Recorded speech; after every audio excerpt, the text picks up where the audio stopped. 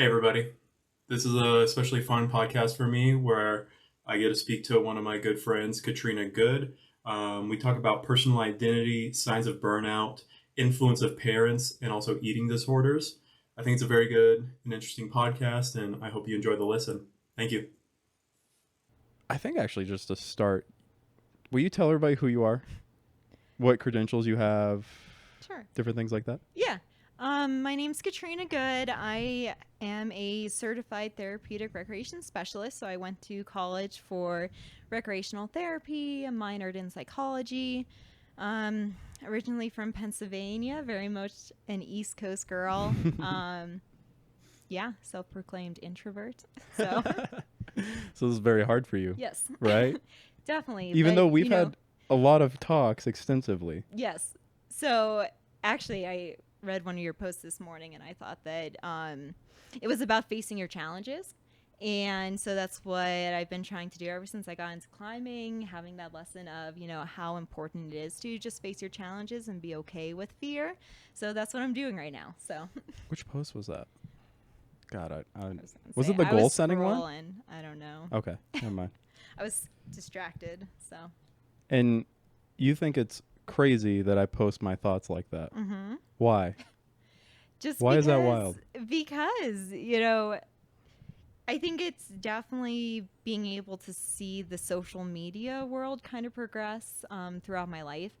Whenever we were young, we never had it, so there wasn't really a platform for you to share your thoughts. And then, seeing as social media kind of increased, how people can take, one of your words and kind of attack you with your words or like your meaning, like maybe you don't know as much about one subject and then they just kind of slam on you, or you think one thing and then you don't realize that maybe it insulted somebody, or maybe it wasn't the right, line of thinking, so then they can attack you on social media. And I think I've definitely been very I take in other people's thoughts and opinions and I have to simmer on them for a little. So a lot of times I don't really know what I think about something until, a couple days later. So I'm always scared to say anything before I can actually think on it, Yeah. because I don't want to be attacked or insult anybody or you know, do anything to harm anybody else, I Yeah. guess. And you actually process things. Yeah. Like some people Definitely. don't, they read that and then they quickly post about it. And you would actually internalize that a bit and kind of process Oh, yeah. whatever the issue is. Yeah, definitely. Like if I get an email or a text or something, it could be, hours to days before I answer back, just because a lot of times, like if it's a deep subject, I really want to think about it and like think through all the different scenarios or all the different variables that could affect my point. Yeah. What when was the first time you got a phone? How old were you? So I got a flip phone, high school, ninth grade. Okay. And then I got an smartphone iPod type thing, so I couldn't really text on it, but like I could search the internet and get on Facebook and stuff. In 10th grade, I think, and then I got my official smartphone in senior year of Yeah. high school. So Do you think getting it later in life was beneficial for you? definitely, because then I didn't really, I'm glad I didn't have to go through high school thinking about, the online people that I came in contact with. Like in high school, you have to worry about your peers.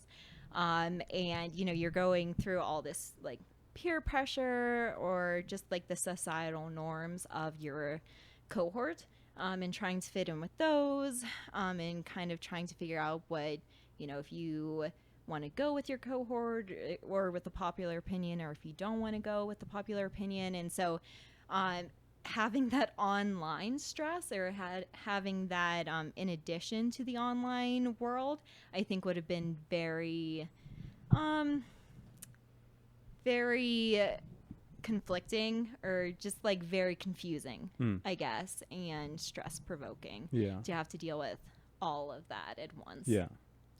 Because someday you plan to have kids, right?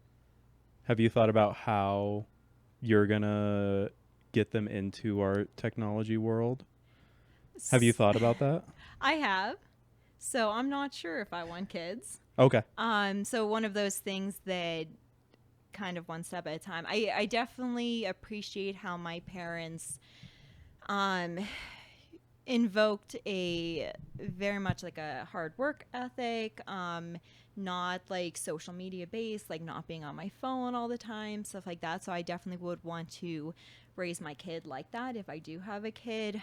So probably like wouldn't give them a phone or access to, all the internet until, 7th or 8th grade or above, just because I think it's so important that kids be kids and get outside and just find out the world by themselves and not be on an iPad or a phone or Yeah. anything. So, Yeah.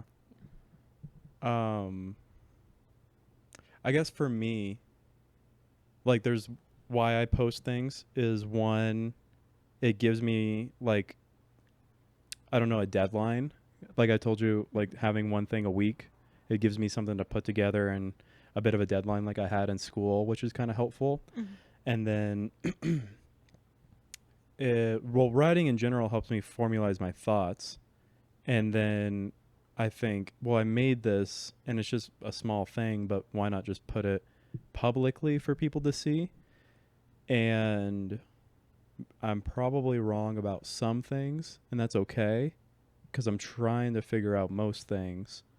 And so then if you want to hold something against me, just bring it up and let's talk about it is kind of how I see it. And I know that's like a really rational approach to it, and some people aren't, and that's fine. I don't need, I guess, those people in my life, I guess is how I look at it. And it is like, it was something I was thinking about like a month ago with the more I pursue this and different things I'm trying to do, how public do I want my life to be? And it's something I still haven't fully answered. Part of me is like, well, I like to do a lot of things, and I think it's the having two younger brothers and being and wanting to be a strong role model. I don't mind being so open about everything if it helps give people something to work off of and a model to follow. So maybe it almost makes me have to think about everything and perform better, and maybe that might be too much pressure, but it also could make me live up to something higher than me. And if it's so public, then there's, if I say I'm going to do it, then I kind of got to do it, or have a good reason for not doing, kind of like you were saying with hard work ethic with what your parents gave you, that my parents gave me that as well, where if you start a sport, finish the season out, and then we can talk about next year. So I like the public publicity, I guess, of it, just because I everything I do in a sense is trying to be a good role model, and so why not make it public from the start? As I think my mind space, personally, on that. Do you have any thoughts to that? I mean, I definitely see exactly what you're saying. I think that that's a really good view to have, and I think it's going to get you really, really far in life. Yeah, I think it's just differences in personalities and maybe backgrounds. I like how you said about having two younger, brothers kind of be a role model too. I definitely see that value and like why you're so, um, why you're so such a go-getter. I guess I can see that. I think I kind of, like, for me personally, it was kind of always expected externally of me to work really hard and to push that hard. And so a lot of times now that I'm not in that setting, I'm kind of enjoying not doing anything for a while. And I am excited to get back into that mind state whenever I go, back to school or back, around my family. I think definitely being able to take some respite from that has been super beneficial. So I'm definitely, I think what you're doing is great, and I'm very astounded at what you are able to accomplish. I think that's amazing. And someday I hope to get that level of energy as well to be able to do that. But Hmm. yeah. Why why is that not here now for you? Is it Um, what comes to mind when you say that for me? I think just needing my own space to figure out my own life, Is it kind of basically. processing Yeah, is exactly. it your identity more? Is that I what it think is? so. I think so. Being away from, I kind of like being out in Colorado because nobody knows me. Hmm. And so I can basically do whatever I feel I need to do without having any external forces or um, external, like, you should be doing this and you should be doing that. And this is the reputation you have built, over time throughout school or throughout just being in this, city, being in my hometown. So being able to kind of slack off a little more has been extremely helpful and, kind of pursue my passions, getting back into, rock climbing and trying to figure out why I like that. And I think rock climbing has really helped me to get that identity. And because I actually went through a period this last winter that I was really struggling with rock climbing. So just like focusing solely on that and like, why am I struggling here? And like, what's going on and how can I get back to that place that I feel on top of the world, how I did whenever I first started climbing. So being able to slack off in other areas of my life, I think has been beneficial. So I can just focus on this one thing that, one of the reasons I like rock climbing so much is because you're not accomplishing anything, right? You're basically just, wasting time the whole day. You don't have anything external to come home with and be like, I did this, Hmm. So being able to just like waste time and just focus on getting better at this one thing that doesn't produce anything, I think has been such a contrast to the rest of my life that it's nice to have this little break and little respite to kind of get understand my own identity and what I value and kind of what I want to do with the rest of my life. Do you think it's an understatement to say climbing doesn't produce anything to the sport? I think it's a strength of climbing that I found. So, whenever I first started getting into rock climbing, we got into slacklining as well. And have you ever slacklined? Yeah. Okay. So what I love about slacklining is, yes, maybe you have like a mini competition with yourself. Like, okay, I'm going to try to get across this. Or like with climbing, okay, I really want to get this 510, this 511. But if you don't, there's no consequence to it, right? And I think striving so much to be a perfectionist in school that gave me good grades, that maybe gave me, a GPA, and then college, and, finding out, I graduated like super high up in class ranking in my high school, and then I also graduated in the top 3 of my, college, and it didn't get me anywhere. I have my degree, but I put myself through all of that stress and perfectionism, for stuff that doesn't even matter. So I think I I don't want to say climbing doesn't have an amazing outcome, because it does have external things. It does, like, it gives you confidence. There's so many benefits of climbing, but the one that I choose to focus on right now is the ability to be able to do nothing all day long. So, yeah, Okay. if that makes sense. Hmm. Well, I was trying to think of something to connect it to. I wanted to say something like it's like similar to art or like writing, but you still kind of produce a piece from that. But even if you just like had a maybe like journaling might be closer to where nobody really sells their journal pieces or anything like that. It's more of something that's just a internal process you go through. Like for me, climbing is like a form of escapism, but then I don't know. I think I maybe view it a little bit differently than you do. A bit. I think it's definitely a cultural thing. Colorado has produced so many of these really intense and accomplished rock climbers that I have definitely not felt super at home in the climbing Mm. culture out here, because I think it is so competitive and like kind of, oh, I did this climb, and I did this new grade, and I'm like, super excited, and everybody in my gym kind of knows that I've done this grade, or they're like watching me, and they're, oh, she's like a, V4 climber or whatever. And there's kind of a definition that comes to that. And I'm extremely thankful that I grew up in a climbing culture, not grew up, but from the start of my climbing career, the culture was very much just like kind of goof off and just, you want to get better at climbing, but it was more internally focused instead of like externally, like, oh, I need to beat my sister, or I need to beat this person, or like I need to show that I can do this climb. It was more like, we're just going to go and just goof around, see what kind of fun things we can do. If we go outside, our main focus, yes, we're there to climb, but a lot of our focus is to socialize and to camp and just be around amazing people. And I definitely have seen a difference in culture out here. Yeah. So that may be, Okay.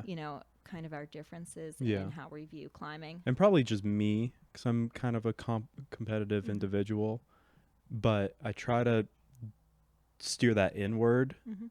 where I'm now not a V3, I'm a V4 climber, trying to Mhm. self progress through that. It's been like slightly different than my weight workouts, but because I don't know. It's been really nice though. That I can definitely say that for sure. I'm not quite 2 years in yet, and it's been very fun. I got that white taper out Nice. yesterday, and they reset it today. Oh, So it you was got just it like in. got it in, and I got a video of it. So Nice. because I like the ones I really love, I like to video just to as a memory Mhm. of that climb. And I have some of like the old gym and Steamboat and different things like that, of just like, it's kind of cool because like sometimes you can think about your time, like where you were in life when you're doing that, because you're working on this problem on the wall, and you're probably working on different problems in life at the same time. And so it's really fun because it's like a almost like, what's the word, like self manufactured issue, where it's like, I need this Mhm. 6, I Yeah. need this, but then it kind of like ties to, I need to figure out myself within my life in general, you know? Yeah. 100%.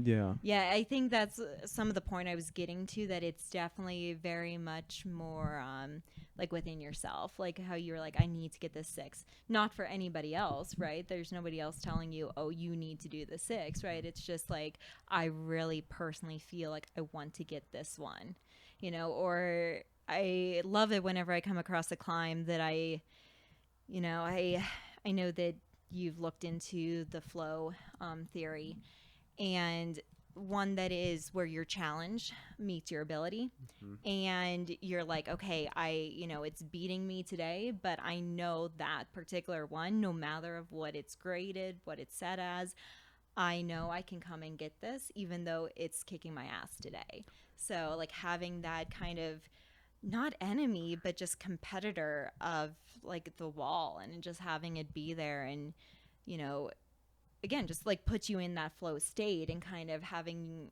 a self-proclaimed competition. What is the flow state? You're I I saw know. your chart. Okay. So it's basically whenever your ability meets your challenge, whenever you go into this state where you lose track of time, and you're just so focused because it takes all of your, energy and all your thought process to be able to match that challenge there. And whenever your ability is higher than the challenge, then you get bored, it's not as much fun.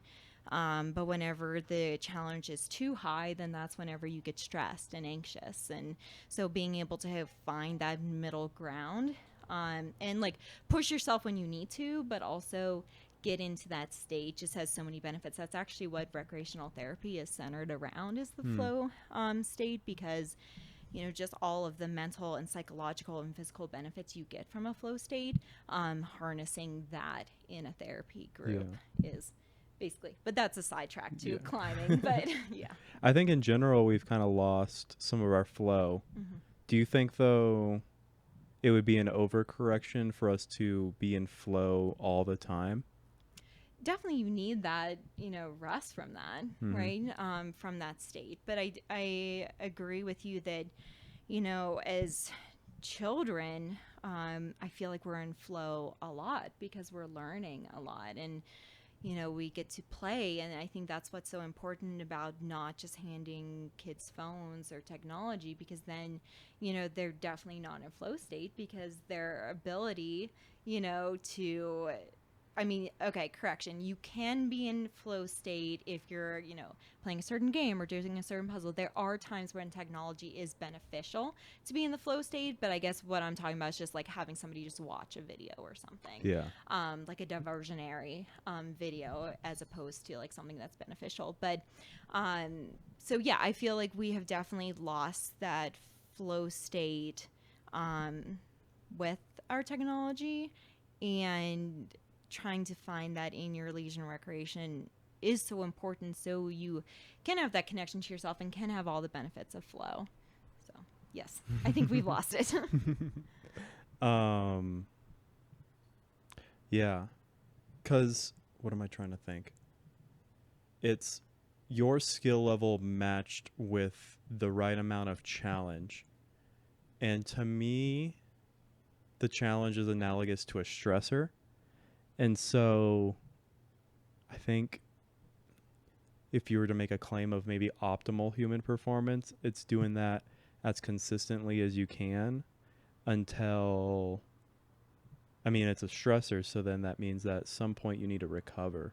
Right. And so then the nice balance between meeting flow and then meeting recovery and then meeting flow again might be a good way to attempt to balance like a really, I don't know, like a life with a lot of meaning to it, but then a lot of intention maybe to it. Yeah. I also think it's important to go above your flow state and to be, to have stressors that may be higher than your ability, just so you know your limits, and so you can really learn about yourself and see maybe where you want to work on things. Yeah. Those times. Yeah, when I go like into a cold plunge, is what comes to mind for me. When it's like, am I gonna die in this? But no, I'm not gonna die. And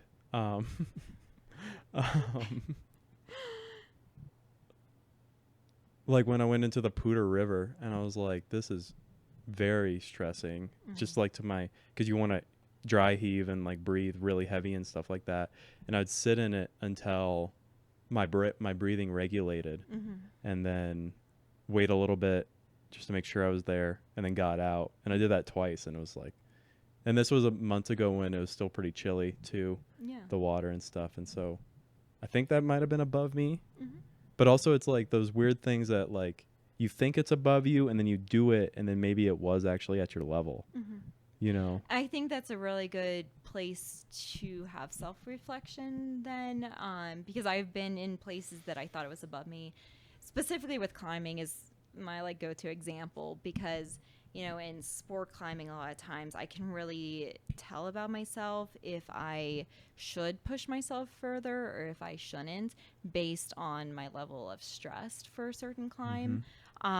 Because there's and this is in all aspects of life, right? So physical, mental, emotional, all of these have their own different levels of flow. So, and climbing kind of brings that all into one. So if I'm sport climbing this one route and I know physically I can do it, but emotionally and mentally, I am super stressed out. Like my stress tolerance is low, either from, my job or my relationships or whatever else is going on. And even though, like, physically I know I can do it, mentally I have to take a step back and be like, this is too much of a stress. This is putting my body into too much of a stress. So I need to scale it back a little, and maybe I'll go do like an easier climb that, like, physically is not a challenge for me, but mentally it puts me more in my flow state, because Mm-hmm. then I'm actually focusing on what I'm doing. So, and then of course there are, the opposite of that, where my mental's really, really good, but physically, I can't do that. And I think that's whenever, for me at least, because, I am working on a lot of mental and emotional stuff, I'm more inclined to push my physical than my mental and emotional. So with climbing, a lot of times if I have a good mental state, then I'm like, okay, I'm going to go push myself today, and I'm going to go push, these grades that, maybe I don't know if I can do, but a lot of times I surprise myself with what I can do. But if it's like a physical or a mental challenge, an emotional challenge, then a lot of times I need to kind of take a step back and reevaluate. So Yeah. it teaches you a lot of self-reflection in that moment, and being able to recognize your own body cues, which is so important, right? Because then, maybe you're at work or in your in relationship or in a discussion, you're like, okay, I can see these symptoms in myself, or I can see these cues that, my body's giving me, that I'm getting to my, points, my to stress point, that I need to step away. And I think it's been extremely beneficial in life, knowing when I need to step away or not. So in that case, I think flow theory can be used as a tool for self-reflection, and to start to realize your physical symptoms of when you should push yourself and when you shouldn't push yourself. Specifically, what are those cues for you? What do you see in yourself? Yeah, so like a tightening of my chest, like my breath gets really rapid. I'll start to get like a headache or something, or like just like shaky. A lot of times, whenever I'm shaky, that's whenever I know I need to step away. So, yeah, just recognizing those in myself and then being able to take a moment or Yeah. something really is beneficial. It's weird that you go on like in the moment body stuff. Mm-hmm. What I've pinpointed is what like my actions have been choosing to do. Okay. I know because I like to do a lot of things. I know I've been pushing it too hard. Well, one is when I'm too weak for my workouts, Mm-hmm. but more is what is it? When I don't like hygiene, when I start cutting things that I need to be, hygiene's a big thing for me. Where because it's so easy to skip a shower and then finally get to go to bed when I come home late from either work or like the gym or something like that. Mm-hmm. And I know when I'm like, how many days has it been since I showered? Or like when I ask myself that, I'm like, dude, take 10 minutes and just shower. Mm-hmm. And it's also like, I think time wise, I feel like I'm cluttered, but then also mentally juggling so many things that I'm like, that's another thing I can cut out, but I shouldn't cut out. Mm-hmm. For me, that's been the cue lately of there's that, and sleep is the other one, because I'll cut back on sleep because my body isn't like your body. It will wake me up by at the latest 8 a.m., usually earlier, somewhere between 6 and 8, depending on how tired I am and when I went to bed, and maybe how the quality of sleep I got is probably a factor as well. It's gone as extreme as like 3 a.m. it's woken me up with, and the latest I've ever slept in was 11 a.m., which is different for you. Yeah. And I had pneumonia then, so I was in not great condition. That's But crazy. consistently, it's like 5:30 to 7:38.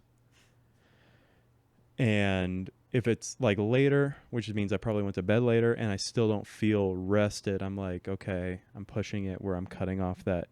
It's got to be at the start. Like I got to get to bed earlier because I know my body will just kick me awake. Well, are you focusing on physical weakness then, or like emotional weakness? Because I think personally for me, I use physical cues to kind of think about my emotional state, because I'm not very good at recognizing my own emotions, or whenever I do need to take a break. So that's whenever I'm like, okay, physical is easier for me to read in myself than my emotions are. So I think that's why I tend to go towards physical.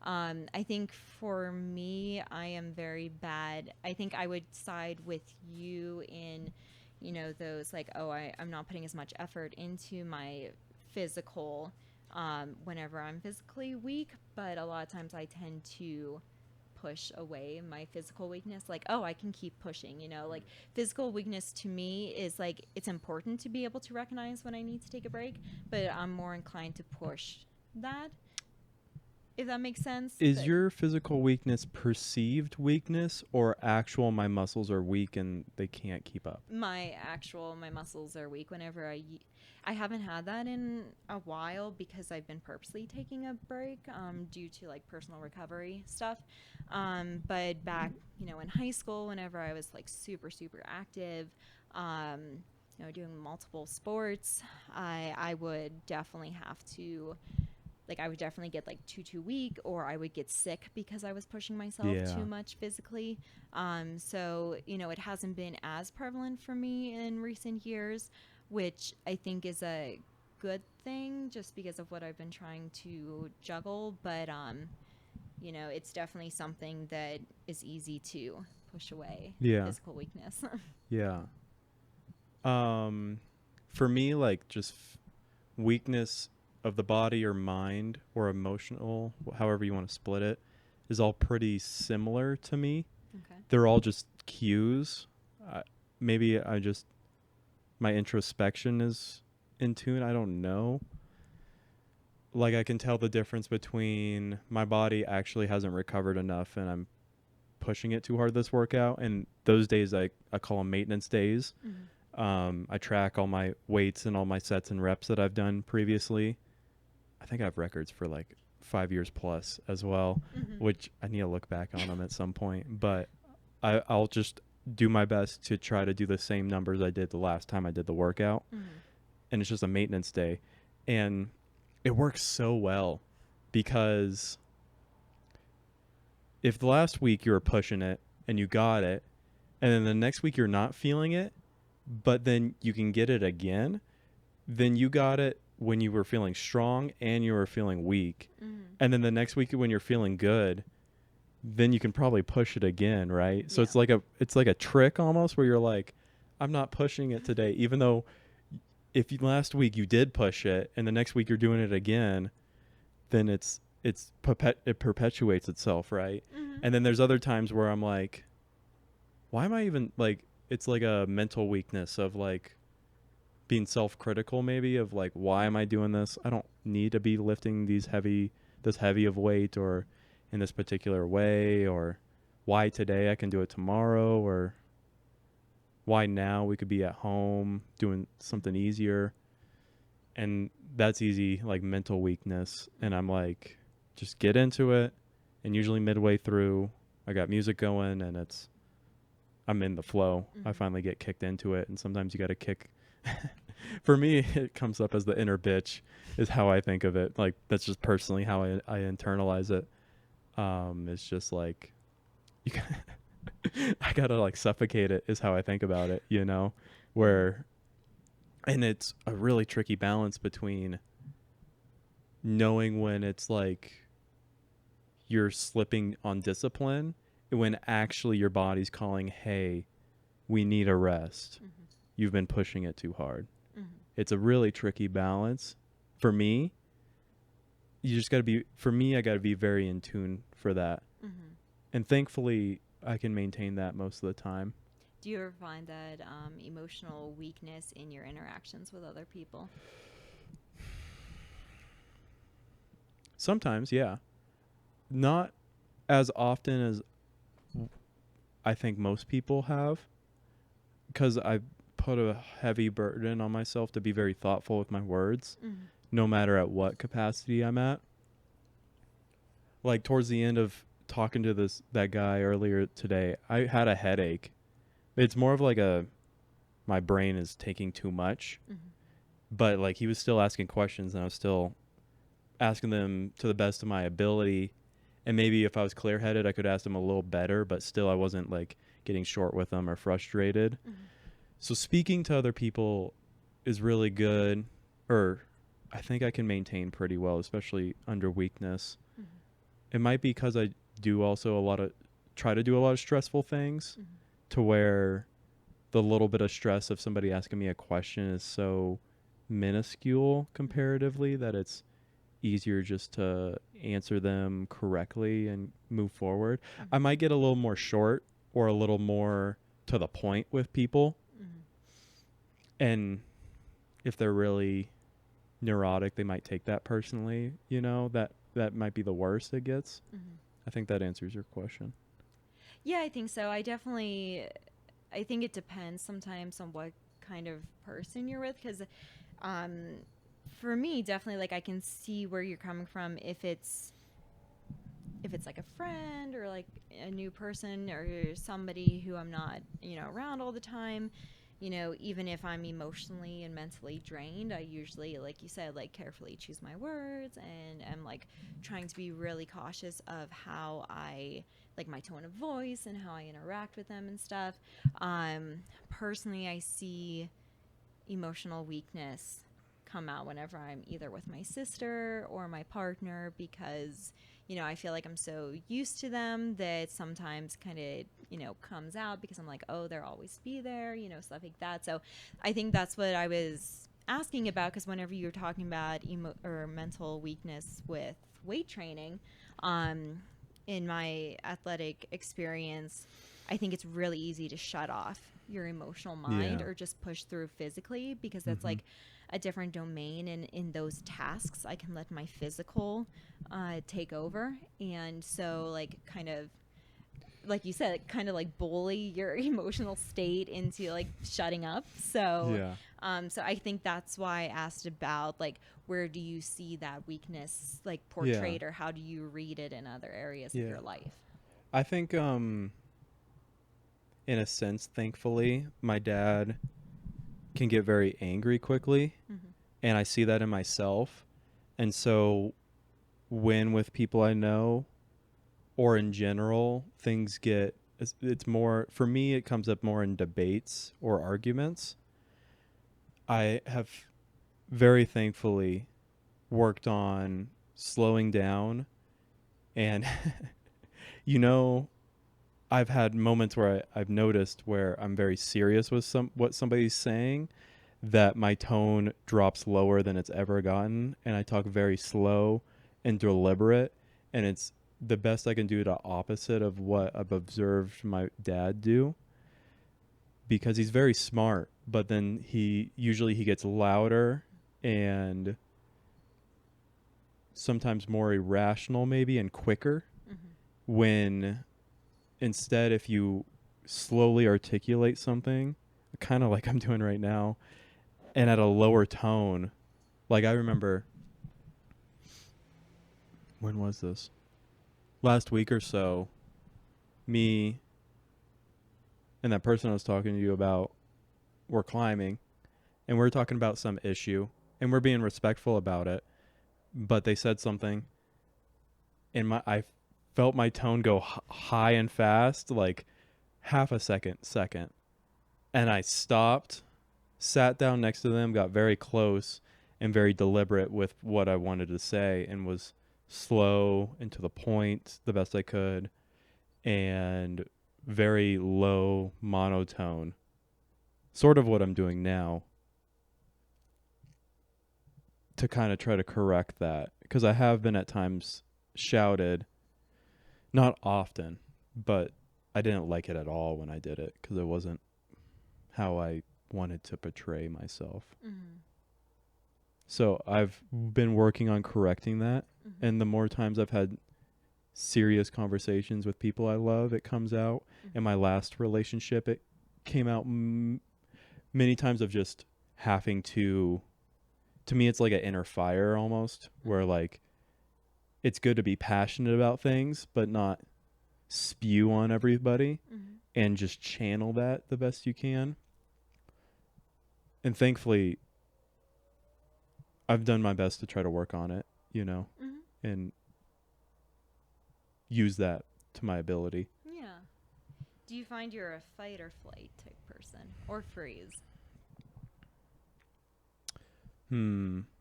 Depends.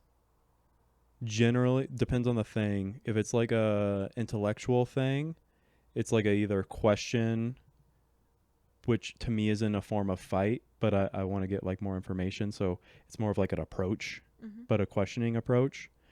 In my worst times, which is something that happens rarely, so it's hard for me to curb this habit, but it's something I've noticed that I want to change, is when things get really bad, I will freeze. Mhm.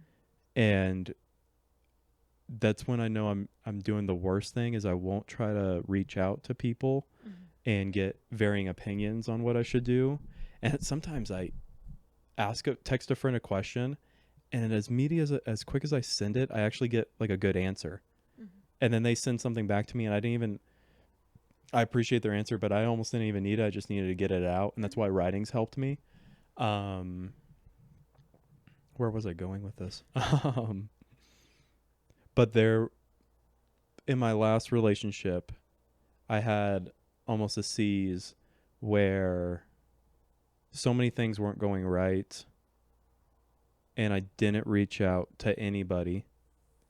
And then I said something very hurtful to them that I still regret.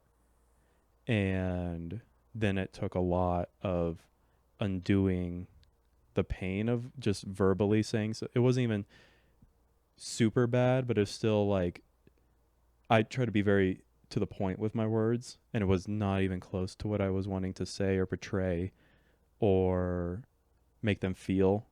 And so I felt very bad about that, and that's something I've been trying to curb. It doesn't happen often, Mhm. so it's harder to. I've identified it though, and if it it's tough because if it comes up again, I hope that I curve it, but it happens so rarely that it's hard to say.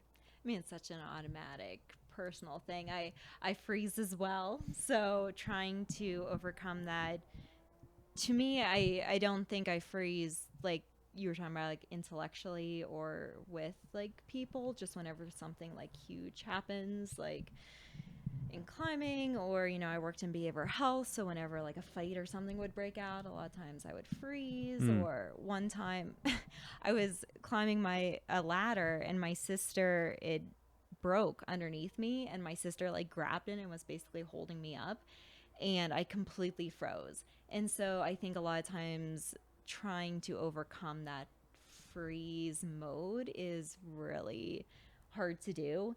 And I think I'm talking definitely more whenever you're physically in danger. I don't know what I do whenever it's like an intellectual thing or Mm. a relationship thing. But the reason I asked, kind of going back to what you said, you were trying to think more on things. I was curious if your original thing was to fight and you were curbing that, or if it was something else and you were trying to curb that. So. Yeah. The fight is to me like a curious approach is Mhm. my tack to a lot of things, especially if it's like a really outlandish thought. Mhm. I'm like, why do you think that? Mhm. What about this? What about that? Or does it take into account this? Is I try to like, cuz it's kind of like a, I don't know what it is.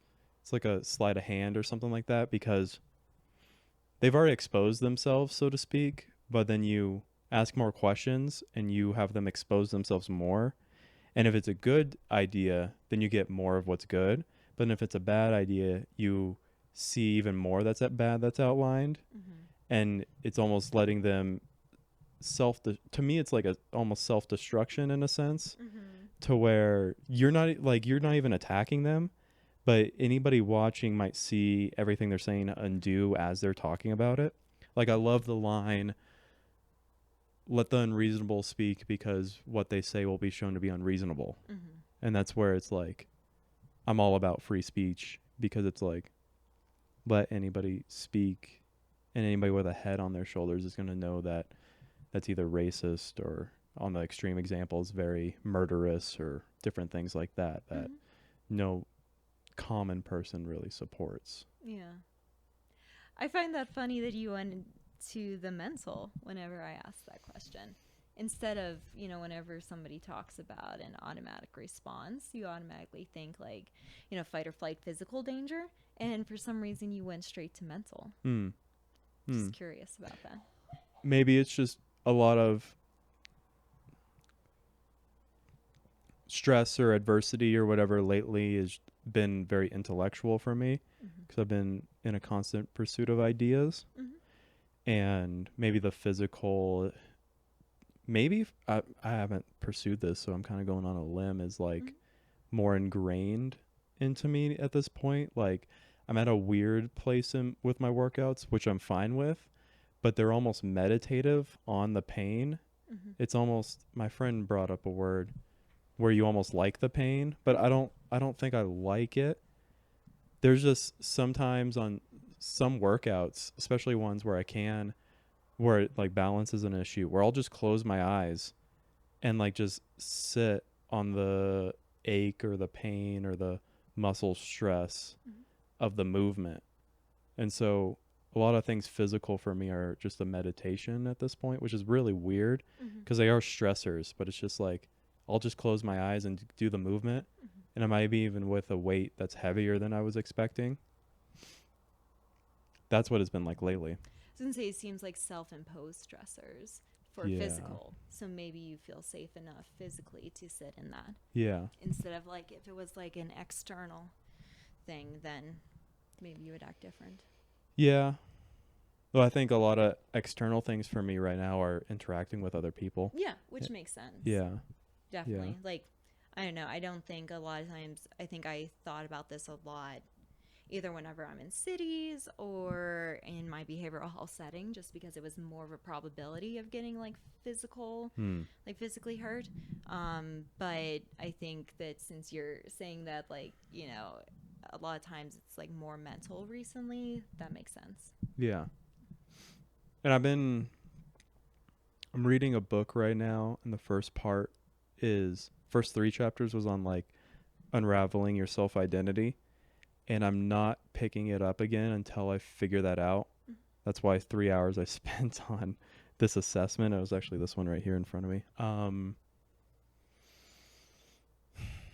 Because I think in pursuit of this, in all of the creative pursuits, I really need to have a clear focus of where I'm going to then be able to really channel my energy into what I do and also what I'm trying to achieve. And so that's been a big focus, and part of that processing for me is like internally, but then I love to go external with talking to people. That's why I love this, but in general, just conversations with friends. Yeah, makes sense. Yeah. So I think we're both lately trying to figure out some self-identity stuff, right? Yeah, definitely. It's hard. I think it's a continuous thing. I don't think it's, something that you reach an end goal. And I think it's going to be something that's, your entire life, you're striving for that self-identity, because things externally and internally of you are always changing. So I don't know if you'll ever have that concrete answer. Definitely values and stuff are things that maybe you'll find an answer to, and then you'll try to make your life to fit those values. But I definitely think self-identity is kind of one of those elusive things in life that maybe you'll find your footing on it, and then something externally changes and you have to reevaluate. I might disagree. Okay, tell me why. Well, no, I take that back. I don't disagree. To me, what you just outlined is a belief system that total self-identity is elusive. And to me, I personally would not take on that belief because I don't want my identity to be elusive. Okay. Does that make sense? I can see that. I definitely think I'm very flexible in what I want to be in life, and I think that's a lot of my interactions are very flexible with people. I'm not saying it's a good thing to always be flexible and agreeable to those you come in contact with, but right now in my life, in how I have been playing the game of life is to keep a lot of my thoughts to myself and be flexible externally. So I can definitely see the benefit of your way of thinking on that. And I think I'm still trying to figure out mine. I definitely think my self identity is going to change over time. What I believe, what I think, what, affects me, my strengths and weaknesses. But I can understand your point of view as well. So I'm not backing down on mine, but I understand yours, and I think that they both have benefits. I have 2 questions. Okay. Do you think first question, and they're not totally relating, do you think that flexibility in your future is comforting or restrictive? And do you think, what was the second one? We'll go with that first one. I think right now in my life, because I don't know what I want out of life. I don't know where I want to live. I don't know what I want to be doing. I think that there is benefit, or it feels comforting to not know exactly where I'm going to end up. So I think maybe that's why I am a little more like flexible in my self-identity, because I don't know where I want to be. Right now, I'm just kind of feeling things out. I'm trying to be really in tune with my body and be like, does this feel good? Does it not? I'll see what it feels like whenever I get there. So in that way, I think it's comforting. I think definitely later in life, maybe when other people are depending on me, then it would be good to have more rigidity to my life, because then, just having people count on you definitely changes your mindset. But right now, I'm really enjoying me being the only one who counts on me and being able to be flexible with that. Why do you feel like you're the only one counting on you? Why do you think that's true? Because everybody else in my life are very, very smart and reliant people. I try to surround myself with people who are like that. And so I know that any one of them would be fine without me, So Sorry. Go ahead. Don't you think that as you count on them to be smart and reliable, they're counting on you to be something similar? Yeah, no, definitely. I definitely think they count on me for some things, but it's nothing that's like life or death. Like if I did have a child, or if I had a dependent, if I were to leave, or if I were to, do something that affects them, then it could be life or death for them. It could be very traumatizing for them. So I think that knowing that the people in my life right now, if I were to, not do something or leave or do whatever, it wouldn't be like, it would be sad, obviously, but it wouldn't be like full person traumatizing as it would be like later in my life. Okay. I remember the second question. Okay. Is it beneficial to you to process inwardly, or have you found benefit in processing outwardly to people? Or like outwardly to me can even, well, it's a trickier subject when you say like I write or I paint to process or something like that. So yeah, what does that look like for you? So I've definitely tried journaling or writing and stuff, and it didn't feel good for me. It felt like I was forcing myself to do something, and as soon as I started to force myself to do something, then I couldn't really get to the core of what I was thinking. So like we can, at least for me personally, because I know that it's a really important way for you and other people, and studies have shown the benefit of journaling and putting your thoughts on paper. But for me, it's not a point that I really consider. So we can kind of clear that, at least for me. So I have found it more beneficial to process internally right now in my life, because it goes to that I'm not super sure what I believe and what I think, and the people who surround me have very strong opinions on things. And while I I do ask for their thoughts and I ask for their opinions on some things. I do know that I get swayed very easily. Um, and so right now in my life, I'd rather process internally because I don't want to be swayed from myself. A lot of times I find myself, I have had super strong relationships. My sister, her and I are twins, so we have kind of that like super strong bond. And then my, now partner has sometimes contrasting views to my sister, and I definitely in the past couple of years I found myself changing my mind based on who I'm with on certain subjects.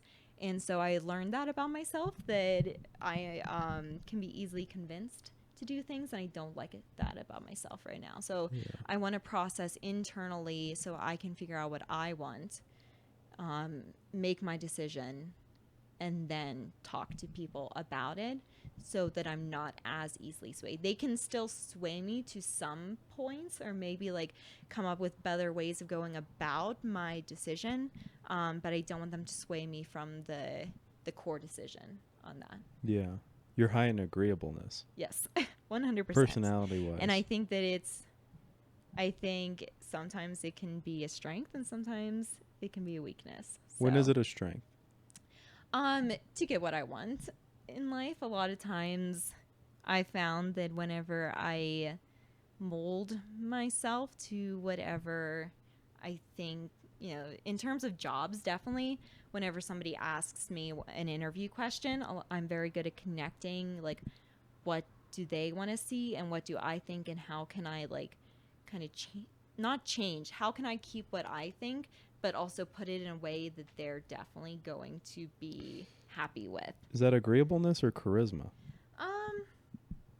Maybe both, I would say. That's more charisma to me because you're really good linguistically, that means. Sometimes, but I think if people explain things logically, or if I could see it in a logical way, then I'm agreeable. So as soon as you start talking logically about something, then I am like, oh, okay, that makes sense. And so I do think it can be a strength. I see what you're saying about it maybe not being a strength, but I don't want to completely put that down, that it's I'm not saying it's not. I'm saying just in that example, that to me that seems more of a charismatic move than an agreeable move. Yeah. Because agreeableness is almost like self-sacrifice in a sense. So I think, now that you're saying that, I think it's definitely used as a shield of protection. What is? Agreeableness. Just like you're saying, self-sacrifice kind of. So I use it a lot of times whenever I don't want to get super vulnerable about things. So it's a strength in that I can kind of use it to shield myself and get out of the situation. But I'm trying not to be as agreeable as I have been. So yeah, you've been trying to pursue what's best for you. Yeah, sometimes. Exactly. Yeah. Which is hard whenever you're agreeable, but always, I think, connected to somebody else. Like, I said about romantically. No, just always connected. In my hometown, like I said, it's nice to not be with anybody there who knows me because I'm always seen as the twin. I'm always Katrina and my sister, instead of just being me. And, in college, I had basically, 6 months of being separate. I kind of separated myself from my sister. We still lived together and stuff, but I didn't tell anybody in my major that I was a twin because I just really wanted to just be me. And then I got together with my partner who was in my same major. So then it was always my partner and me, or me and my partner. It was never just me. So I think it's definitely something I'm working on, is trying to figure out what's best for me and me alone, and to have people know me and not me and somebody else all the time. Yeah. So how often do you sit by yourself in silence? So I can't sit. Whenever I get anxious, I walk. So I walk. I used to walk a lot. I would walk for hours on end just around my college campus or through the woods or stuff. I haven't been doing it as much recently because I don't feel safe in cities. So, you know, I'm such a night person that whenever I would walk around at night, and I can't do that anymore. So I think I've been struggling with finding an adaptation for that, so I can sit in silence or walk around or do whatever I need to do. So, if you asked me this question a year ago, I would have said probably like 3 or 4 hours a week. Right now, it's not much at all. So I have a couple different forms of active meditations that I like. To me, I consider it active, like sauna, because I'm like trying to keep my breath in check and also my mental in check and body, just because the heat can be stressing.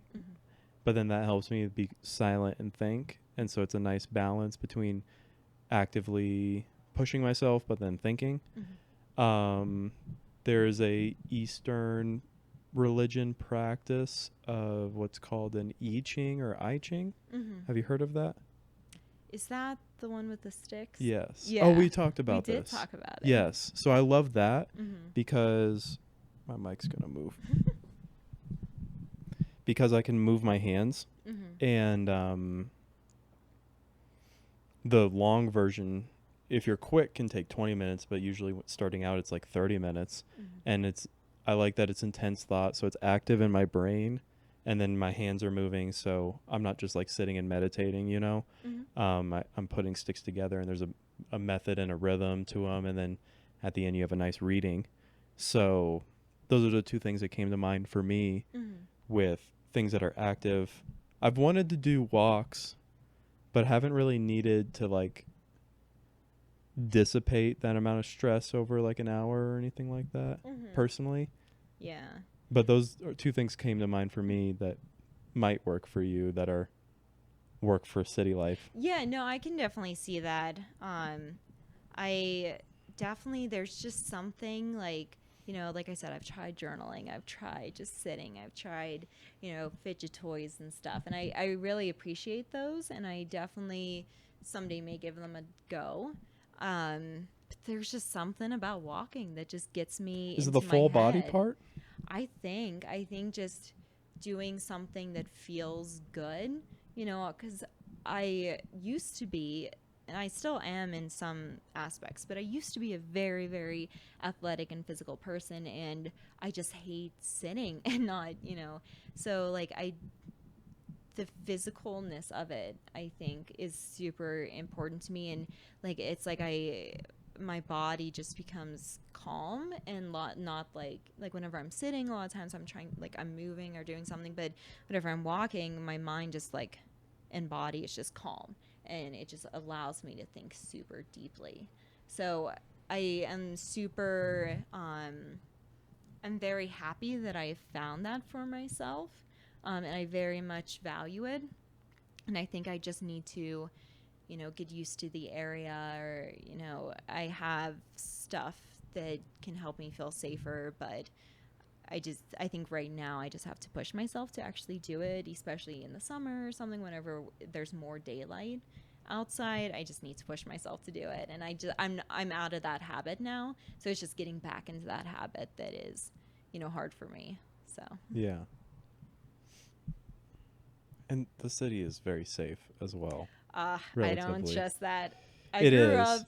I grew up with like 20 acres right in the middle, nobody around. I could never see anybody. Yeah. So it's just like a huge difference, and people keep telling me the city's safe and that, especially during the day. Yeah. And like if you walked from here to like Old Town, Yeah. it's super safe there. And I think if I lived here long enough, or I lived in a city setting long enough, but it's only been, you know, like 3 years that I've been in a city or in a town, and I'm going against 20 years of my life being in the woods. Yeah. So, you know, I think it's just something I need to get used to. Yeah.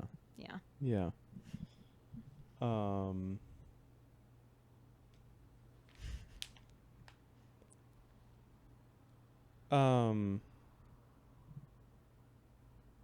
Do you, in to me, through our conversations, there's been a,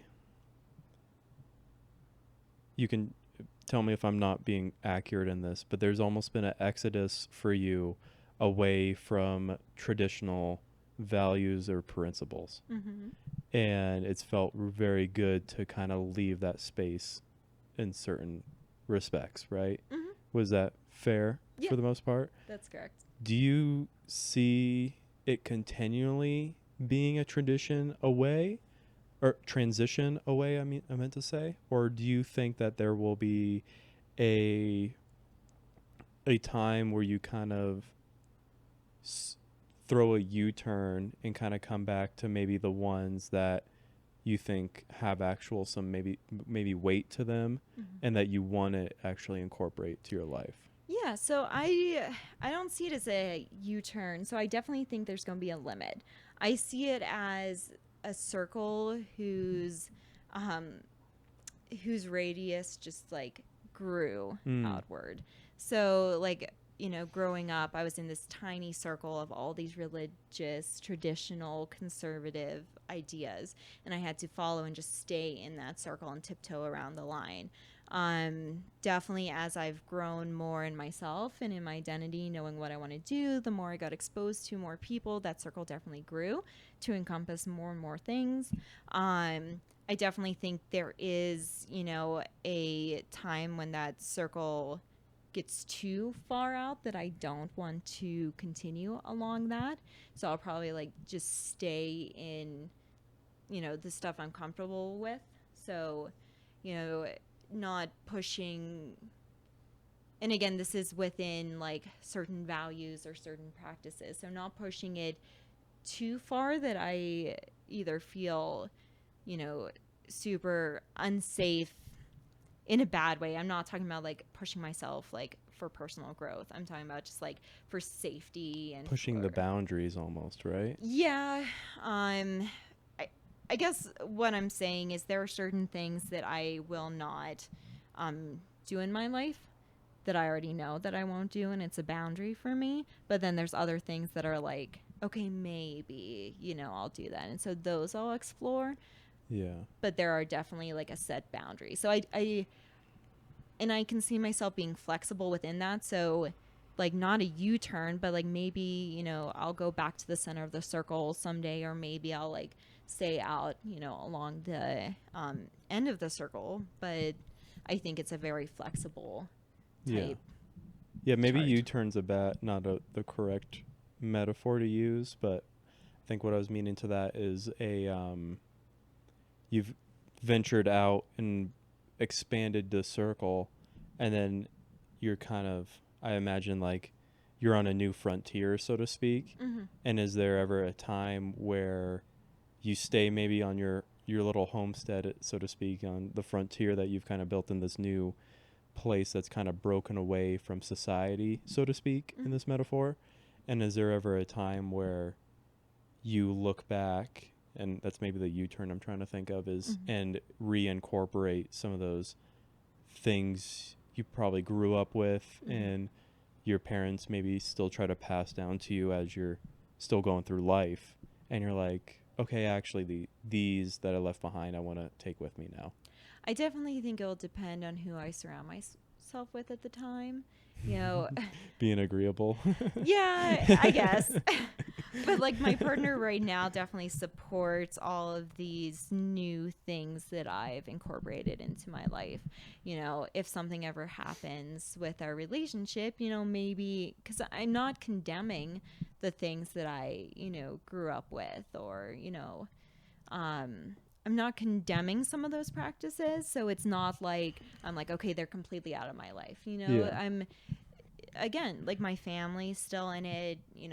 My sister, for the most part, is still, practicing those beliefs. And I see value and I see understanding within them. So, like, I understand them. I just choose not to uh, limit myself by those in this moment. But, again, it could be, maybe I if something happens with my relationship, maybe I'll surround myself with somebody else, or maybe this relationship does go on, but then, I decide to have kids, and how will my parental views on these things be? So I definitely don't condemn them, and I could see them coming back in certain circumstances. And I think that's right now for me, that's a really hard question to answer because I am looking at my future as extremely flexible Yeah. and still like undecided. Right now, I would say I'm not going to turn around, but if kids come into play, then it probably would be a little more, strict on some things. So, Yeah. yeah. We've already talked about this, but for me, that flexibility would be very anxiety provoking, personally. Is it not for you? It used to be. It definitely used to be. And then I got in with, so I think we've talked about this before too, how, having a plan for the day, a set plan. And I used to be very like, I need a plan from this time to this time, I'm doing this, from this time to this time, I'm doing this. And I hated if my plans got changed. And then I got in with a bunch of friends who, actually, I went on a spring break trip that I had no control. I had never, at that point in my life, it was a camping trip for a week, and I had never gone camping before. So I completely had to let go of the reins, and I let everybody else make the schedule. I just kind of went along for the ride, and it was the best week of my life, of my entire life. I felt so free. I connected with people so deeply because I wasn't super strict about things. I was very open in my ideas. I made some of my best friends on that trip. And then from there on, I kept surrounding myself with those people because I just loved them, and I loved who I was whenever I was around them and not planning things. And so, I went through that year, and then COVID hit and just further reiterated how I couldn't plan every single thing. And so I think I'm a changed person right now. I still have that longing to make plans, but I really love just being able, whenever I'm around my friends or something and they're like, hey, let's, go to, Virginia right now. That's 5 hours away, but we're just going to hop in the car and do it. I'm like, okay, like it's going to be an adventure. So right now in my life, I'm exploring that adventurous part of myself, and I'm really enjoying it right now. So it doesn't scare me right now in my life. I could see myself getting back into needing to plan everything out again if I have, goes back to what we were talking about before. If like kids come into play or people are depending on me, then like probably I will go back to that planning because I'm good at it. I've done it for 20 some years of my life. I'm very talented at it, but right now I'm really enjoying the freedom to not have a plan at all. So yeah. Do you think it was was it rigidity growing up that is it rigidity that growing up gave you a bad taste in your mouth of all those traditional things? What was it that like? I think it was just the limit. I wouldn't say rigidity. It was rigid, but I think it was more limiting than rigid. So thankfully, my dad has seen a lot of things in his life, and so he was very more flexible with some of these traditions, and he still is, and I'm very grateful for him that he is more understanding of a lot of the things that I'm doing, and just accepting of them. My perception as a kid growing up, because my parents were being parents and, setting these rules, and I'm very grateful that they did.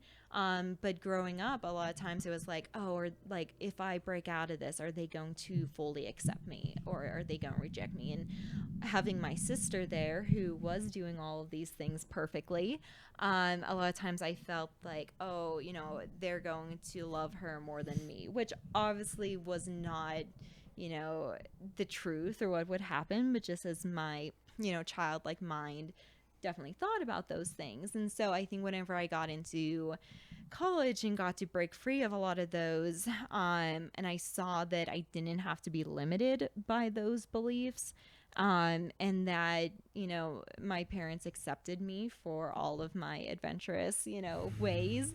um, I'm beginning to learn that I don't have to set limits on myself. um, so I think that answers your question.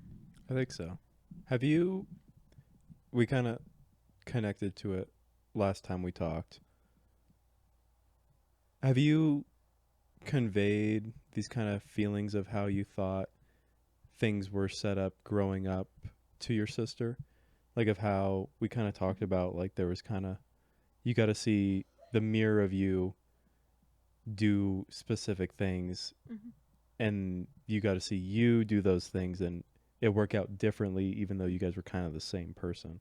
Yeah. Have you guys been open about that? Yeah, we've definitely been very, very open about it. And I think we both kind of felt certain ways, you know, because I excelled, you know, artistically and creatively, and she's very more logistical and athletic. And so, you know, it's all about perception, right? I saw myself as, you know, we were very competitive, so I saw myself as losing athletically and logically, but she saw herself as losing creatively. Hmm. And so yeah, we've been very open, and I think she had a lot of the same experiences I did. And right now we're both very accepting of where each other are in life, and we're, you know, basically each other's cheerleaders for whatever we do. So that competitiveness has definitely, you know, decreased a lot, and all of those things that we, you know, struggled with have decreased, or we're working through it. So yes, we've been very open about Nice. it. Okay. Yeah. I was curious if it was something that's unspoken or not, but it seems like you guys are pretty open. Yeah. Oh, definitely. She studied. She was a psych major in college, and interesting. So I've been in therapy for about the last like 8 to 10 years. And she's never been in therapy, but she's was the psych major, so she really likes to understand these things, and she definitely gives benefit to all of them and value. So it's been extremely interesting, me coming from experience and her coming from like kind of school based like facts, and putting those together to be able to kind of, you know, form our own thoughts on certain Yeah. things. So Do you have any questions for me? I feel like I asked you a bunch of questions Yeah. earlier. You definitely did. You weren't grilling me, but um Let's see, I could think of questions if you wanted me to. you can. There's no form to this, but um something I don't know, I was thinking about the other day, unconnected to you, but then I thought might as well ask because I think you might have a good perspective on this. There's a I don't know how far I should back up. Oh, I had a different question for you. What was that? When you were talking about how you feel like you can kind of do a lot of things on your own right now because you feel like a lot of people in your circle are self-reliant, so it's just you right now. I have a totally different thought to how my life is. I think everything I do, people rely on, Mm-hmm. even if they probably don't. But even if, like, that's how I interpret Mm-hmm. what I need to do. So much so that even if it wasn't even people living right now Mm-hmm. relied on it, that for me personally, how I look at things is that my future kids rely on it. And that's the difference I see is like, I've kind of already said it. Like I would feel very maybe anxious Mm-hmm. with all the, it's okay that my future's fluid, where I have a kind of a set, I'm fine. I have a lot of things that can be manipulated, but like I definitely want kids. Mm-hmm. I know that for sure. I put a lot of thought into what I'm doing now that will then influence how I can teach them later. Mm-hmm. And so at the very least, I know they're relying on me. Mm-hmm. I have a couple thoughts. So my first one, okay, I'll ask this one and then we'll see if you touch on what I want you to touch on. So, Okay.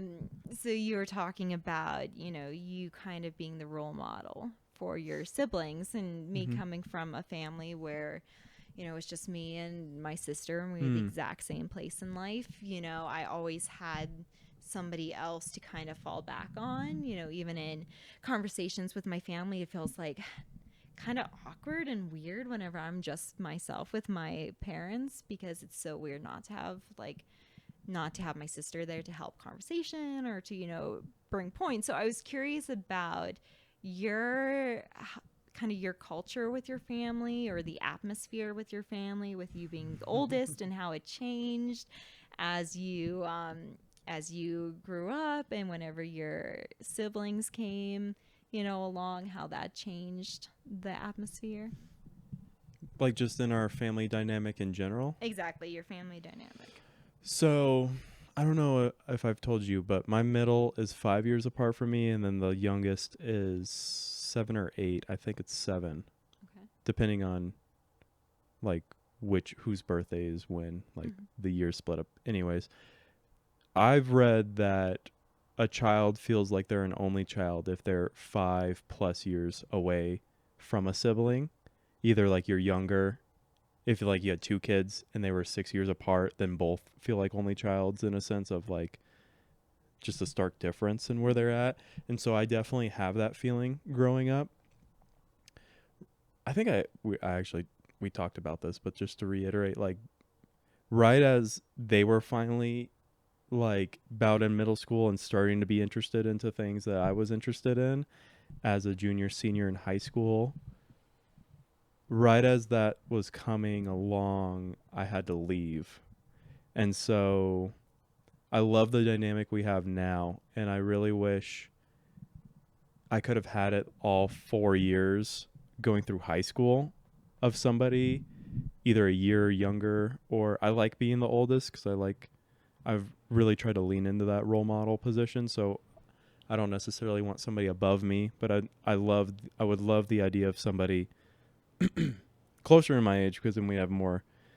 But now they have very much more adult perceptions of the world and interests, and yeah, for especially for how old they are, especially like 2-3 years ago, they had this similar ideas of the world that were a lot more mature than I think some kids have. And so we're able to kind of now connect on that level, but sadly I'm away, which is sad, but has to be because I need to still be autonomous and out on my own. So, but like maybe that answers your question, but also like just our house dynamic is very jokey and lighthearted, and we try to do a lot of things when we're all together. Either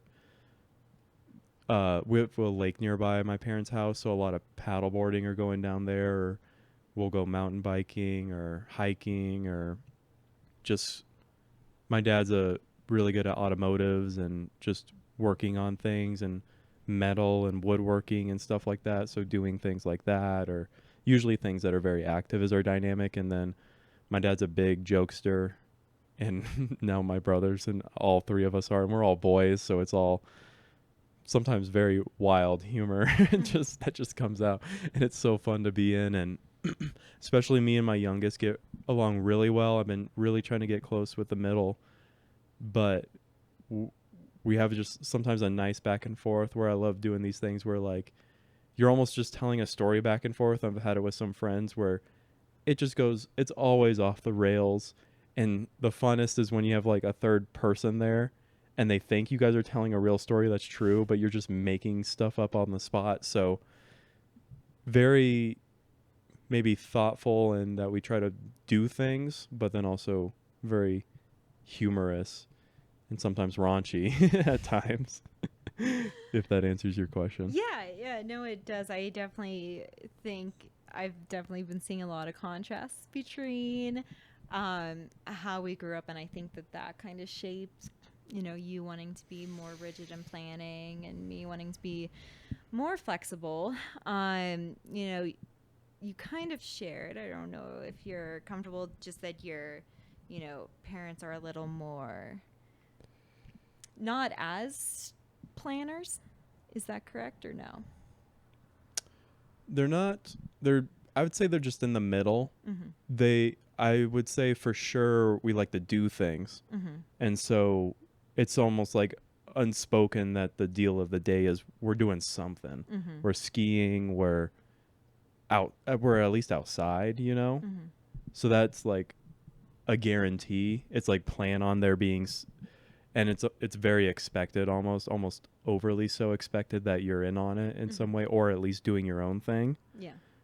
So it's like it's very informal, but it is a rigid plan of like we're doing something. Yeah. Yeah, if that Okay. makes sense. Yeah, yeah, definitely. And I think, you know, getting to my point, there's two things. One is the influence of, you know, parents. My parents are very much like, you know, yes, we're going to do one big thing in the day, but then we're going to relax, you know, the rest of the day. So, you know, get your work done and then you can like relax and do whatever you want. So, I think that's maybe why I'm a little more flexible in my day, that I'm like, okay, like after work, I'm not going to do anything. I'm just going to, you know, relax or do whatever, you know, is fun. And I'm actually 1 minute younger than my sister. And, you know, we talked before about, do I actually think that that 1 minute makes a difference? And I have other thoughts on it, but in this conversation, I definitely think that it did make a difference um, because I don't feel like anybody relies on me as much, and you're the oldest, so I think maybe you do feel like people rely on you more. And you know, my dad was the third in 8 children, so he's very much like you, like we need to get this done. You know, we need to show the best. I need to have a plan. I need to plan for my future because, you know, I have to have everything like figured out for, you know, my future kids or my future family or, you know, whatever. Like my future relies on what I do right now.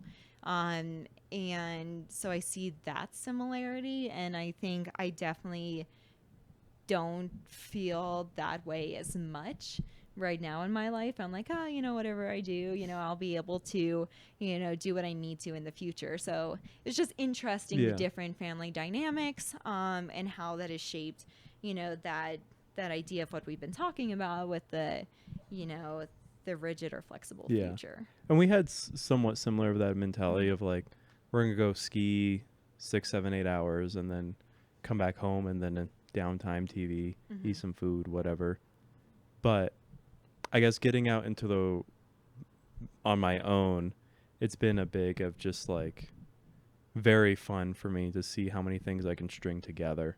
It's been a very fun tightrope walk of how much can I get done in the morning, pack into my afternoon, and scrunch into my evening until I should go to bed and get a full night's rest and then do it again. That's been very fun to try to balance, and it's so fun. It's so fun to try to pack in as much as you can, because like yesterday,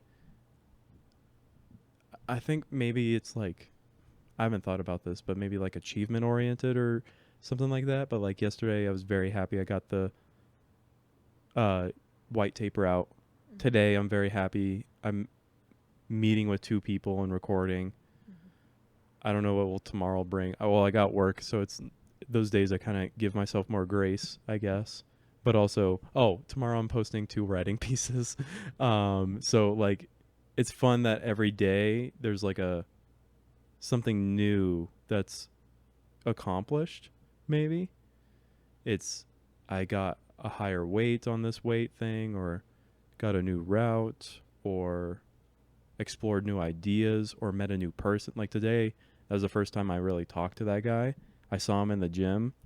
I was like, you seem interesting. And he was actually very interesting getting to know him. He did not seem interesting in the gym. I just said that, and I was like, I would love to have you on. Because this is kind of now a tangent, but I like this because it forces me to get to people. I like things that force me into positions that are good for me but are uncomfortable.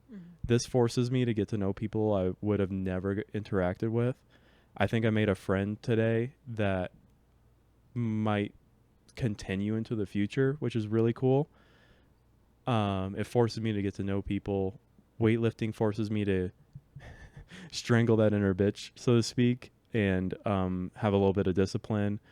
Climbing force might be the wrong word, but into that flow state of losing track of time and climbing for 5 hours, right? And playing add-on with 3 people and making a route that goes around the entire gym and stuff. So it's like force, but it's not really like in that one. It's not even force. It's like I'm gravitate to these things, and I even gravitate to them when there's like a inner part of me that's like, no, why? It's so hard. Do you think any of your self-worth is connected to accomplishing things? Yes. Yeah. Yes. Greatly so. Yeah. Yeah. Yeah. I definitely see that. Yeah. And yeah, I think I definitely used to feel that way, and I feel like I've done a lot in the past couple years to try to break out of that. I think that it's a very beneficial state to be in, right? Because you're productive, you're doing all these If things. it's good for you. It's amazing. Yeah, exactly. If it's good for you. I think that it's very good to have that, inner drive and stuff. Because, like I said, like now I'm not doing it as much. And so I think a lot of the things that I'm battling with is like, oh, I didn't accomplish anything today, like, so I don't feel very good about myself, so I think that's something that I'm trying to face that demon with.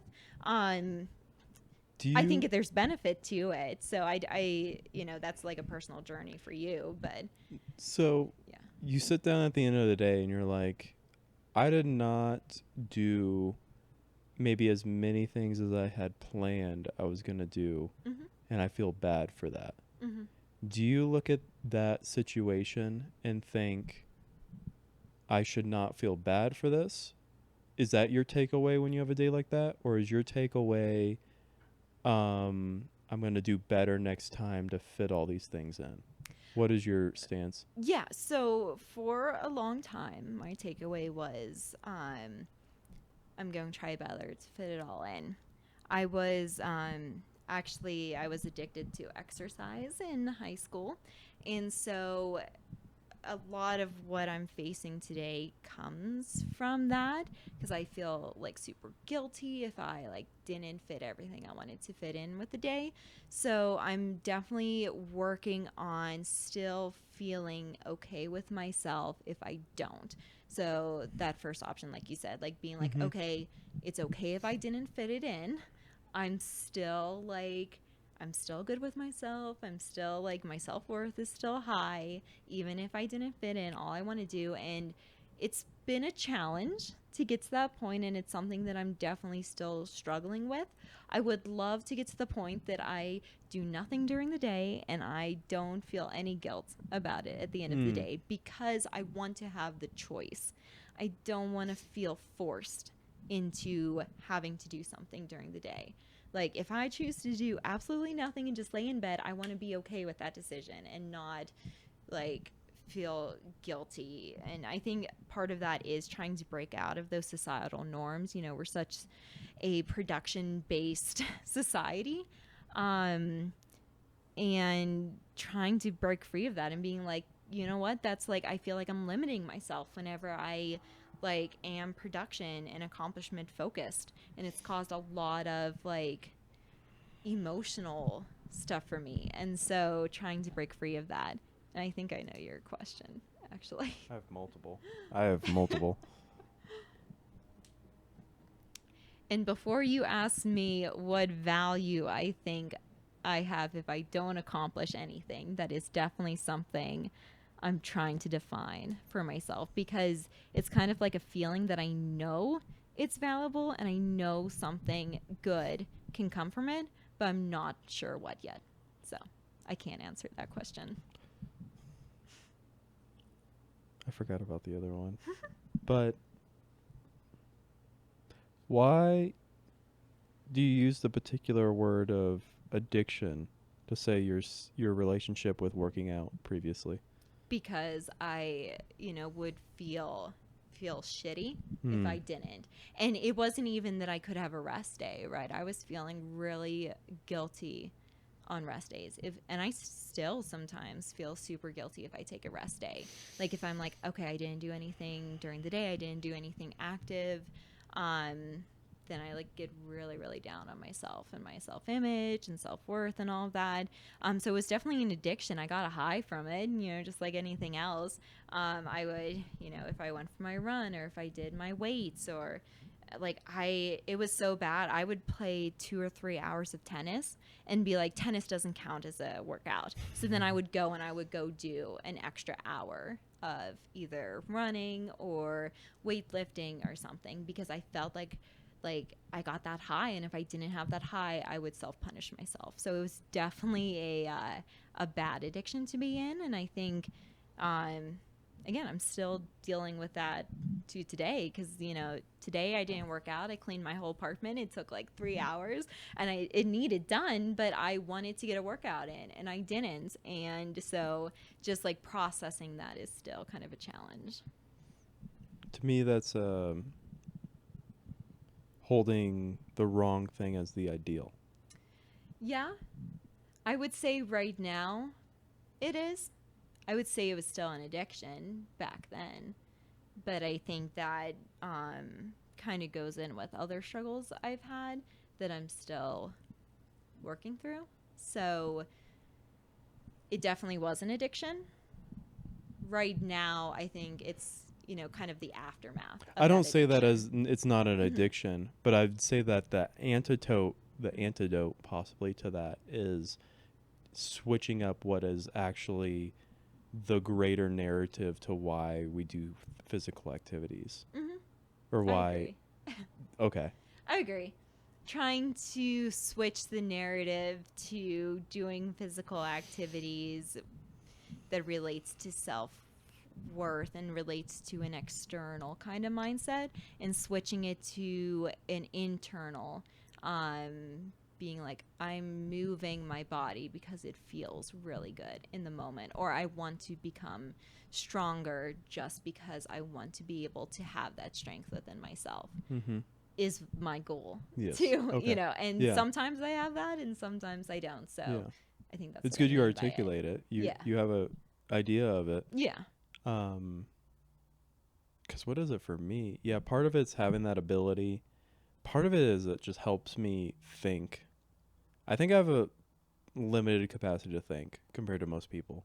But I think all these things I do helps expand that window for me. And so that like I said, I had a headache after talking to that guy today because it was almost 3 hours.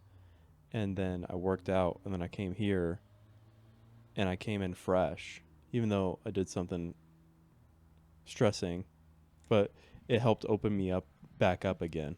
That's interesting that you say you feel like you have a limited capacity for thinking, and you said earlier that you feel like you're not creative. And I'm curious about why you think both I those said that? things. Oh. What was the context of that? I don't Oh, know. okay. You just said, I wish I was more creative like other people. Mm. Hmm.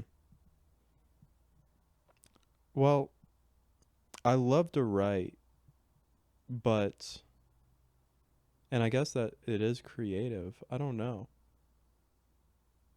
I really do think I have a limited capacity. Why? I have a headache now. That's okay. I do too. Oh, okay. I wonder if it's, you know, personally, externally, some of the deepest thinkers I know, you're in the category Oh, with them.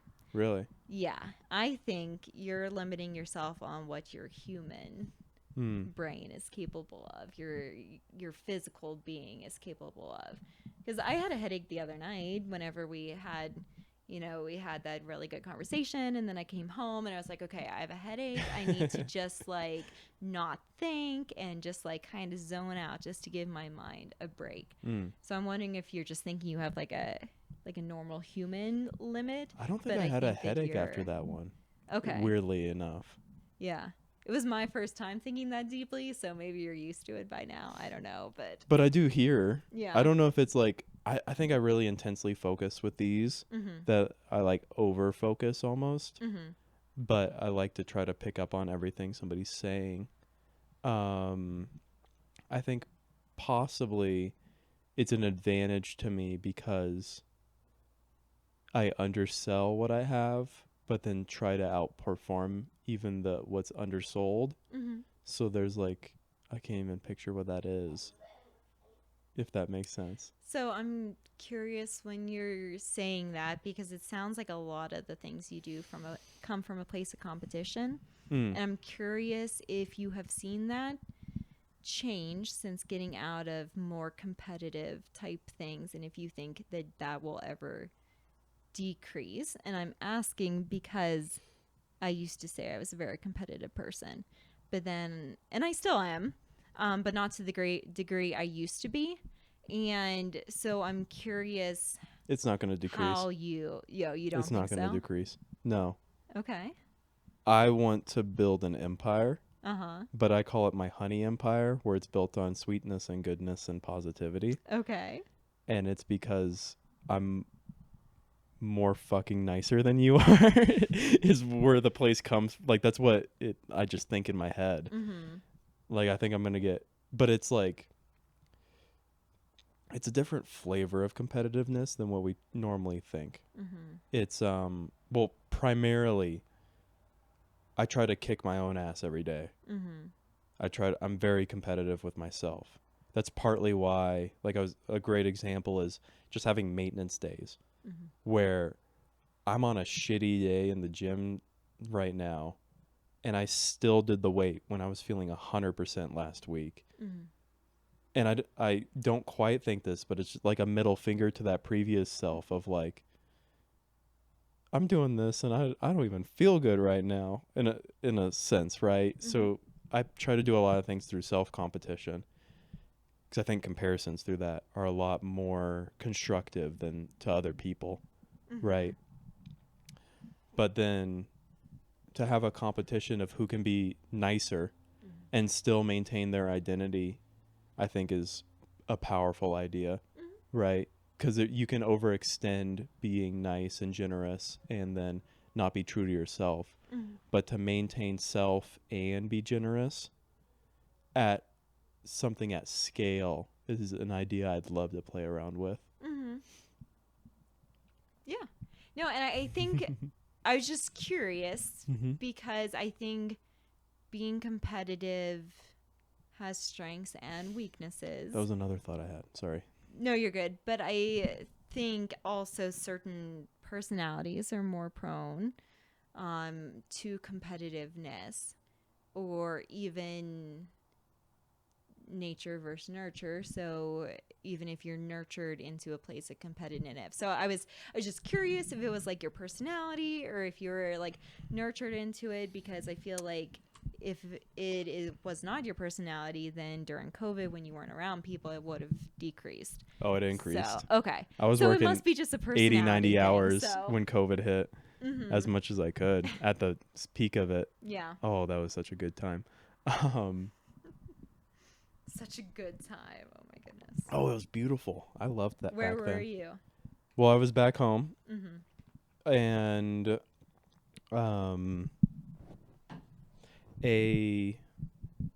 there was a rehab facility / ranch that had opened up, and I got a job there, even though I didn't even have my bachelor's degree, as it wasn't program coordinator. Client support specialist was the position name, but it was just really, I just was with the guys almost all day. Yeah, all day for 12-hour shifts. So 7 a.m. to 7 at night. And they were hurting for workers, and I would sometimes work 7 days a week, majority 6 days a week. Some nights I would stay over, and so it's hard to count those hours where like I was on the clock but sleeping sometimes, so hours get kind of murky there. But then on my off days, like my parents have a landscaping business, so there were weeks where I was that day off just out painting fence and stuff like that, painting stairs actually. And so no off day, and I really didn't mind. Honestly. Yeah. A lot of people had a tough time in the pandemic. I was very fortunate in that time. I learned a lot about myself. Made a good amount of money just with how many hours I was working. It was partly out of not wanting to be in the house and running away from what was in there. I was actually thinking That was part of that was a big part you of just it. answered my question. That was a part of it, but also I do enjoy doing things over not doing things, and to connect back. Maybe I'm not using the word correctly, and there's a better word out there, but my idea of competition in almost a philosophical sense is that which gets to be. When the home team wins over the visiting team, they get to be the winners in actual reality. And so I see the structure of reality itself a competition personally. And maybe it is how I'm wired and how I was raised, and this is my own biased view of the world, but I haven't I guess told many people, but I haven't seen evidence that's contradictory, but maybe we can pursue that. Because the example I love is when you wake up in the morning, you make a decision. Any decision you make is a competition. When you say, I'm going to get out of bed right when my alarm gets off, or I'm going to hit snooze, there's a competition between those two selves of what actually gets to be. There's the self that actually gets out of bed on time and gets to work on time, or that sleeps in and gets to work a little late, so to speak. Like, I think everything's in competition. There's different beings within us that want to play out in the future. And yeah, I think being itself is good. We've kind of talked about that. Whatever it gets to be is good, even if it's that being that sleeps in, which I would say is not as good as somebody that woke up on time. Because to me, it's not always, but it's a good sign of somebody that has a little bit more discipline, and that trickles into other things in life. There's a philosophy, and I for some reason I'm drawing a blank on the word. Existentialism? Don't think so. It's the idea that there are numerous unlimited different universes with unlimited different versions of yourself. And it kind of reminds me of what you're talking about, Multiverse like theory. Okay.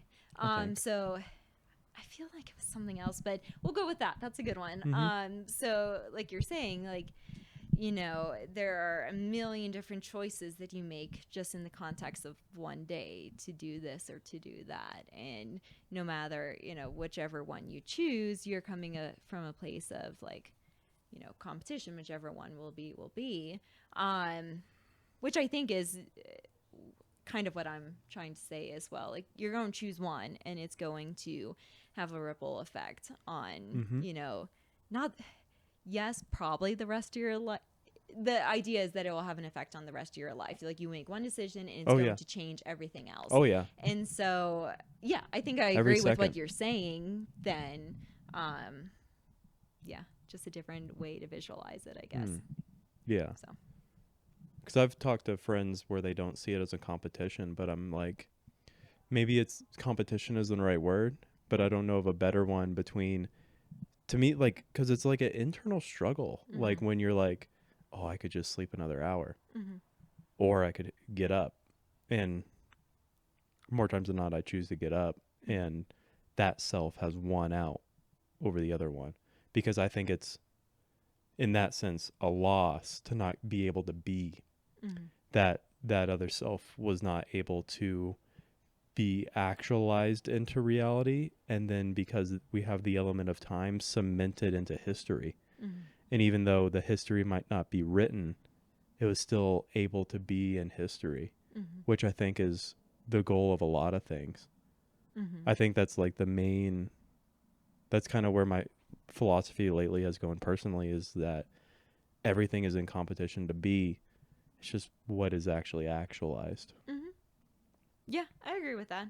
Kind of to like have an effect on the world, and all those little tiny decisions add up, Mm-hmm. to affect the greater, Yeah. what the world will actually be, or what effect you yourself will have on the world. Mm-hmm. So, Yeah. yeah. And me and the guy we are talking about earlier is positive and negative feedback cycles. Mm-hmm. And the positivity is adding something. So adding every time you wake up on time Mm-hmm. feedbacks into itself of a healthy habit. Mm-hmm. And every time you eat an extra slice of cake instead of none, Mm-hmm. that can possibly, that's an addition of something into your life. But then it could be a negative in how it manifests to where you have great weight gain and diabetes, and things spiral from there. Yeah. Right. Yeah, definitely. I think I'm glad you said the word habit, because I think as humans that gives us freedom in knowing that habits are hard to change, but you can change them. Mm-hmm. So even if I decide to choose that, I'm going to sleep the extra, hour or whatever, I can always change that in my life if I need to. I think that kind of goes back to my idea of personally that I like flexibility in my life, because I'm like, okay, like, yes, I've been choosing that decision for a while, but if I want to, or if I feel like I, need to, I can choose the other one. It may be hard and maybe harder to do that, but it is possible. So, yeah, I like that you said habit in that, because it's not like determined. We're talking about these little decisions having Mm-hmm. compound effects. And so that can be scary sometimes whenever we think that every single decision will have an effect. Yeah. But having the ability to choose is Yeah. also super important. Yeah. I think both are at play at the same time. Yeah.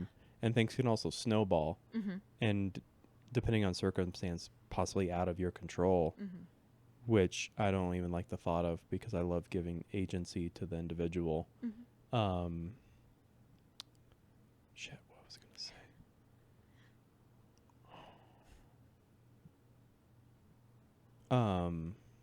Something with habits.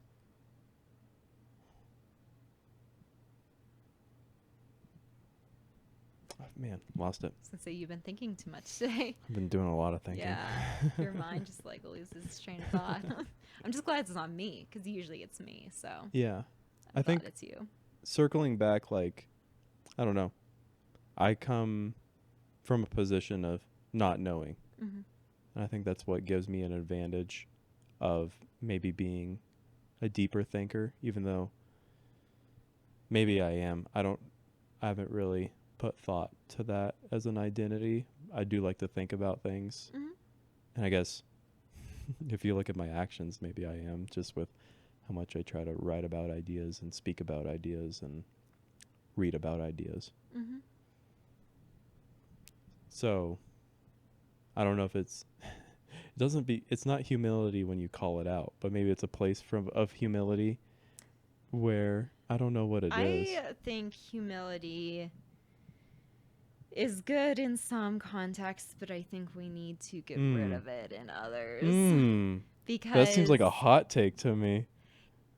That's why I put in that back door with the, in some places it's not good, but I think a lot of times we limit ourselves by being humble. And I think, whenever it's just like whenever, you want to take an action in your life, you have to identify what you want to do, or the thought behind that, before you can take that action. Your brain actually thinks of something to do before you go and do it. So you have to identify that to be able to harness that power. And whenever you are being humble and not taking full responsibility for a characteristic, then you can't act as strongly on it, because there's always a part of you that's like, oh, never mind it. I may not be that. But so humility is not an excuse for inaction. I think that in terms of, what am I trying to say? They get wrapped up too often together. In terms of not energy, of encouragement or the want to act, I think that it can have an effect. I agree with you that it is not an excuse for inaction. I'm just saying I feel like in certain circumstances, if you don't take full responsibility of your characteristic, then you may not reach your full potential until you take full responsibility of it.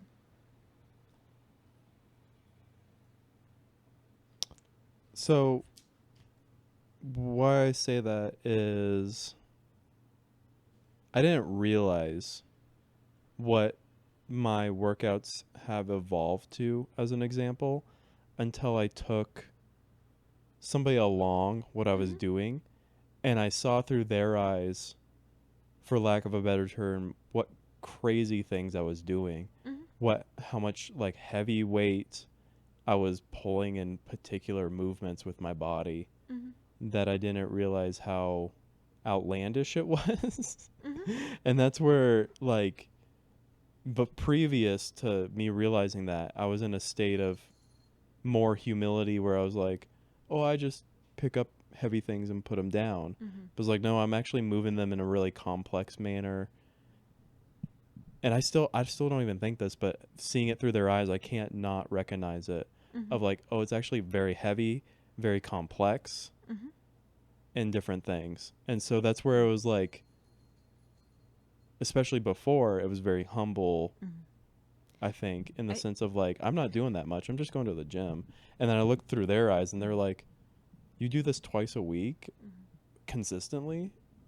I feel like You know that's what I a mean? matter of perspective, per se. But that's what I mean by like, you can remain humble, but still pursue areas that are beyond what some people might think. I agree. I think that, though, if you wanted to reach your full potential at some point, even if you don't say it out loud, you know you're good at coming up with a workout and following it through. Right? Will you admit to that? Yeah. Okay. But that's only when I take an extra step of comparing to what I know other people can do. Yeah, And I mean, and I think actually, I think where we're kind of conflicting on is I see it as my definition of reaching your full potential is having an effect on others. So until you can be like, okay, I actually do really, I plan really good workouts and I'm able to follow them through and I'm able to encourage myself to get through that workout. That's like a good thing, but does it have an effect on anybody but you unless, whenever you take full responsibility that you're good at those things and then be like, maybe I could help others with this. Maybe I could do something with this because I'm confident in my ability to do these things. So that's something I can add to society.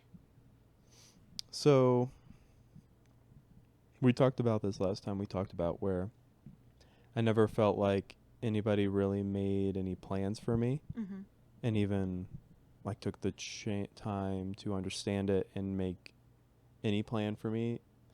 And on top of that, once I started to try to form out what my plans were, I found that there was very few people that wanted to join me in any of my journeys.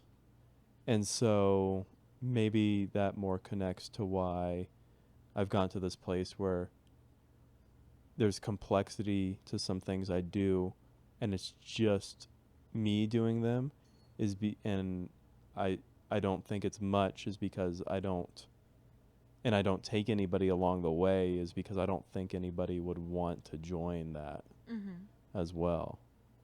I don't know if there's many people that want to do what I'm doing, and not out of that I'm better than them, even just out of what they're interested in or anything like that. I think you'll be able to find your people. I think it's just having confidence. This connects kind of to what we were Yeah. talking about last time, doesn't it? It does.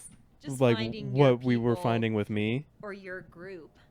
Finding your group, right? Because I feel like in all of our interest groups, everybody has their own interest, and we kind of drew out the chart of like a bell curve, and being in the upper 97% or the upper percentile of a bell curve, there's less people up there, but there are people, and we can see that in any aspect, right? You have your artists, your writers, your people who really like to exercise, or your climbers. There's all these groups where there are limited people who are super into it, right? But you can still find them. It takes some more work to find those people. But I think, in your example for your exercises, I think if you were to fully focus on that and start to market, or to even just like tell more people about your thing, you would have people coming to you. So taking that confidence to do that, to find your people. I think you have to narrow it down to one subject, because, just mathematically, if you're trying to find people with the same 5 top subjects as you, there's going to be less people in there because there's more variables in that. So narrowing it down to like one thing to try to find those people, there'll be more in it. Yeah. But I think it's possible. What are those blue things? Are they feeding dishes? Yeah. So to make them eat slower, because they it makes would it harder. they had a competition to see who could eat first, and then like they would go and eat each other's food, and then they'd throw up because they ate too fast. So this slows them down a little. We're talking about the cats, everybody. She's looking at you now. She doesn't like you. You spoke about her. Connecting a thought that I wrote down while we were talking about that is there's this idea that the fool is the precursor to the hero. And so maybe there's not humility in the fool, but there's almost that blind ignorance of, I don't know, being the court jester that then can become the knight is the idea. Because you come up from a place of unknowing, which means then you can move to a place of knowing is the idea. I think the story of the knight is that, a lot of times he does come from this humble place, and he takes into account what other people, say, their words of wisdom. But then there comes a point that he has to step up and he has to take action. And the fool, I think, usually goes out without listening to anybody else and takes action without taking into account maybe wisdom from others, or just like listening to, other ways of thinking, and not being open and being very one-minded, where the knight kind of collects things, and then there comes a time to test him, and that's whenever he rises up. That makes sense. It's interesting you went there with that. Why? I wasn't expecting you to go there. What did you expect me to do? I just didn't expect that. I don't know. Not bad or good. Bless you. It's the same neighbor. Yeah, she sneezed though. Yeah. Wasn't coughing. Yeah.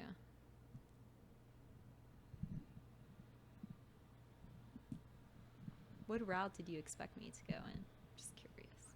I don't know. I wasn't expecting you to go down more of a narrative route, is all. I didn't have an expectation, but I wasn't. So I think this is just something I've been thinking about a lot recently.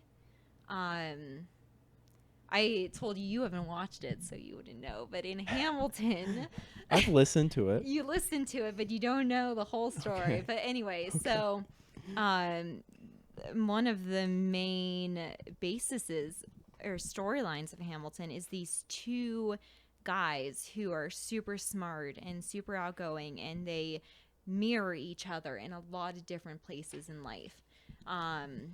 Burr has the perspective of just stay quiet, keep your thoughts to yourself, don't be the fool, and one day you'll come up on top. Hamilton is basically a very loud mouth telling everybody who will listen to him what he Mm-hmm. thinks and his thoughts.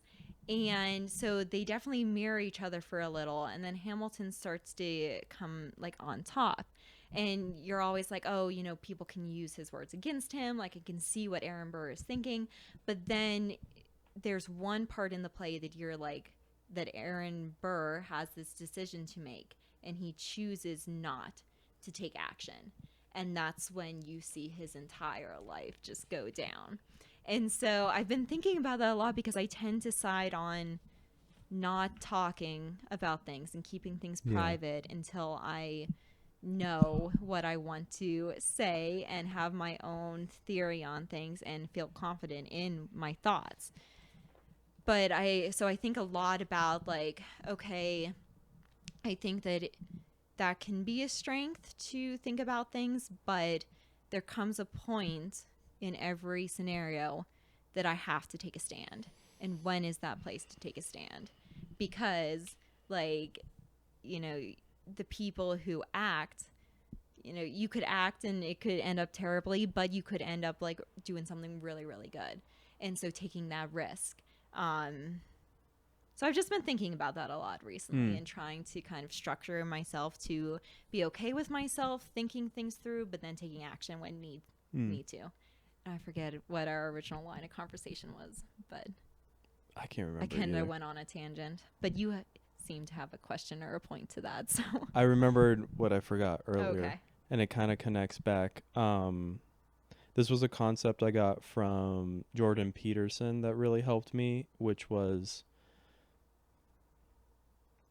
you can take it to many different things, but like what I really applied it to that helped me was having an issue with a romantic partner and not wanting to bring it up to ruffle feathers, and then actually bringing it up and we're actually stronger for it. And what I don't have an exact quote, but it's something along the lines of you could have left it and the demons that manifest would be greater later down the road when time progresses.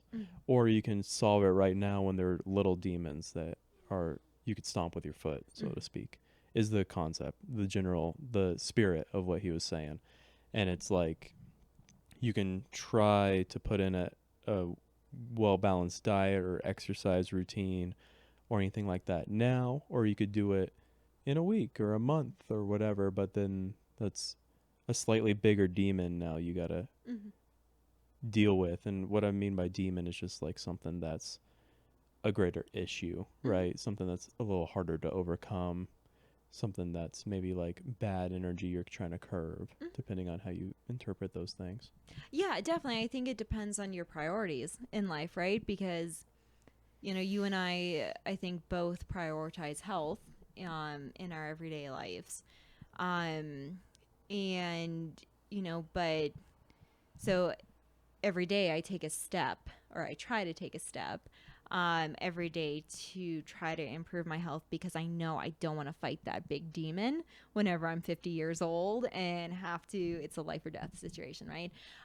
But I think that there are different things like, I used to be very artistic and I know I have a talent for it, but right now it's not a priority in my life.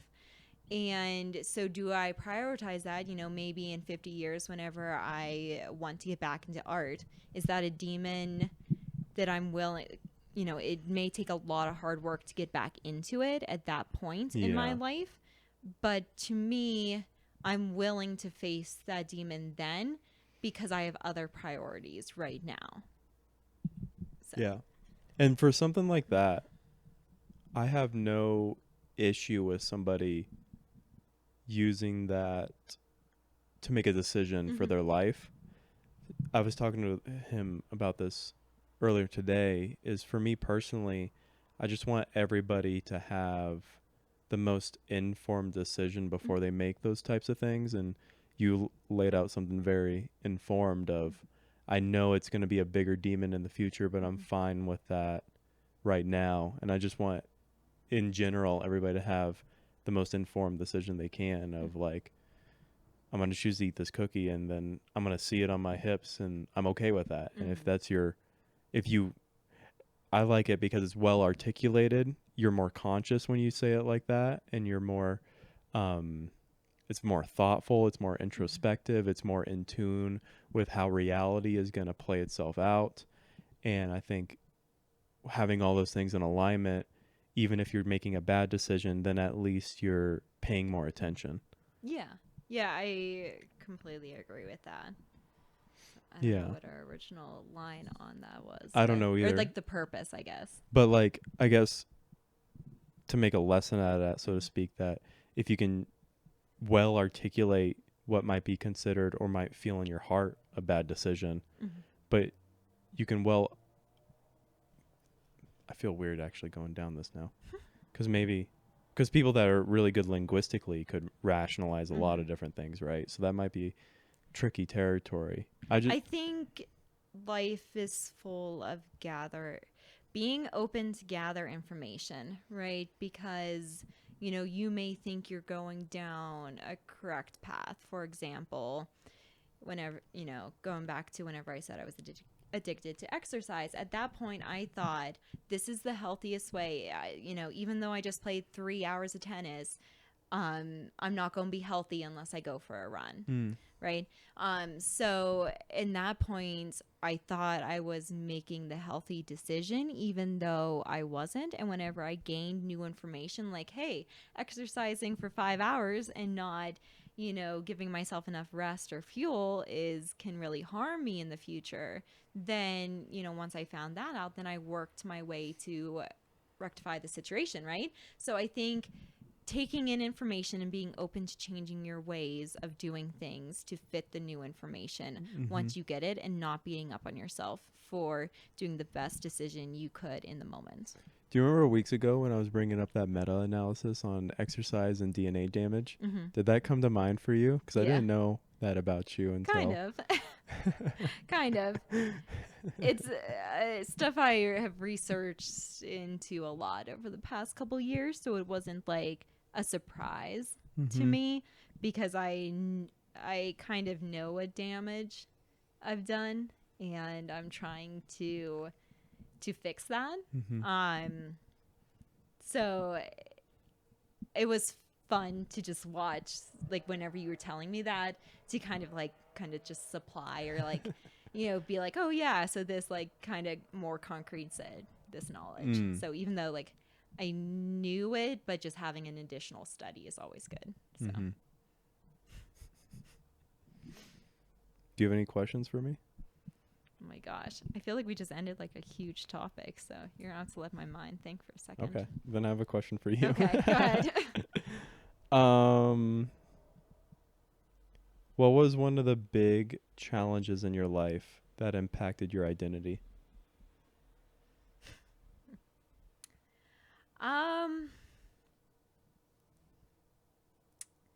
So it was me having multiple eating disorders impacted the rest of my identity for my entire life, because it affects your body image. It affects your physical body. Like, my body's still healing from that, and I've been in recovery. I would say I've been recovered for 2, maybe 3 years now, like fully recovered, but my body is still trying to recover. You know, I told you we always joke at work because I'm eating constantly. And it's because even still to this day, even 3 years after I started, you know, to get into like really deep recovery, my body still freaks out and my muscles tense up, and I get like a really bad headache if I get too hungry. I'm just now seeing myself being able to kind of forget about eating, and then later on be like, oh shoot, I should eat, you know? So I'm still dealing with that physically. Body image and body confidence. You know, you could probably kind of tell through this conversation that I'm working on my confidence and self-worth and all of that. And all of that was affected because if you didn't, you know, if I didn't meet the guidelines of what I thought that I should be, then I thought I was useless and just not like worth it at all. And so definitely confidence is really affected. Like, it affected my whole personality. We talked about my mindset of scarcity and how, we just uncovered the other night how that still affects me to this day and affects my thoughts about the future. So I would say definitely dealing with that affected my whole identity up to this point. Yeah. And it's going to affect me for years. Yeah. I know it is. So You don't have to answer this, but do you have a takeaway or a tip or words of wisdom to maybe people struggling with that currently that maybe helped you? yeah.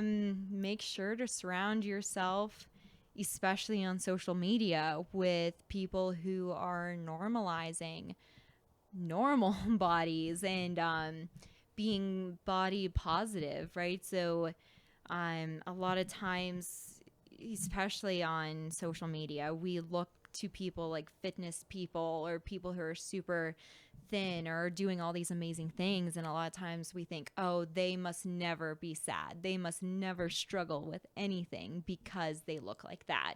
How could they? Because they look like that. And I think a lot of this is, I actually came across this quote from one of my favorite podcasters. She said, whenever she was struggling with her eating disorder, she would just tell herself all beings suffer. And so she would look at this, girl on the street who, she was like, she must always be happy all the time because she's so thin and she's so pretty. And, but then she'd be like, all beings suffer. And that really helped her to kind of be like, even if I get to that point, I'm still going to struggle. Because the big thing with eating disorders, especially anorexia, is, whenever I get down to 130, I'm going to feel, amazing. And then you get down to there and you still feel like shit. And you're like, okay, another 10 pounds, and that's how it spirals. And so understanding that all beings suffer, and you should really follow people who are real on social media, because social media is kind of showing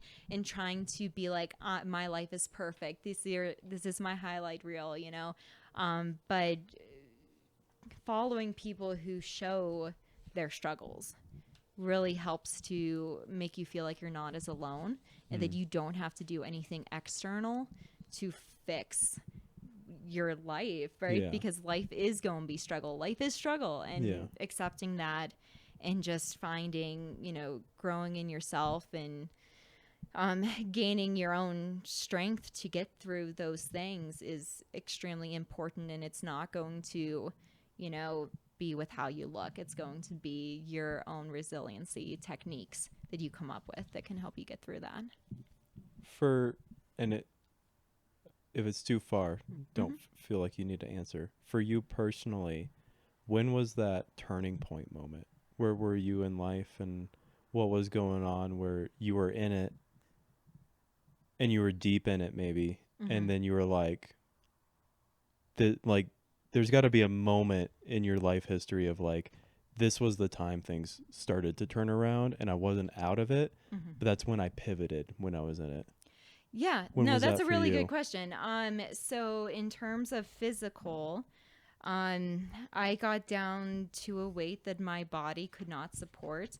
I lost my period for 3 years, which obviously is not good. I went and saw a lot of doctors. They took a lot of tests, but I don't think like mentally it got to me until I went and saw a therapist, and she was like, yes, you're dealing with this, but I also think that you have an anxiety disorder. And for me, that kind of helped me be like, okay, so it's not just my fault because I'm not physically where I want to be.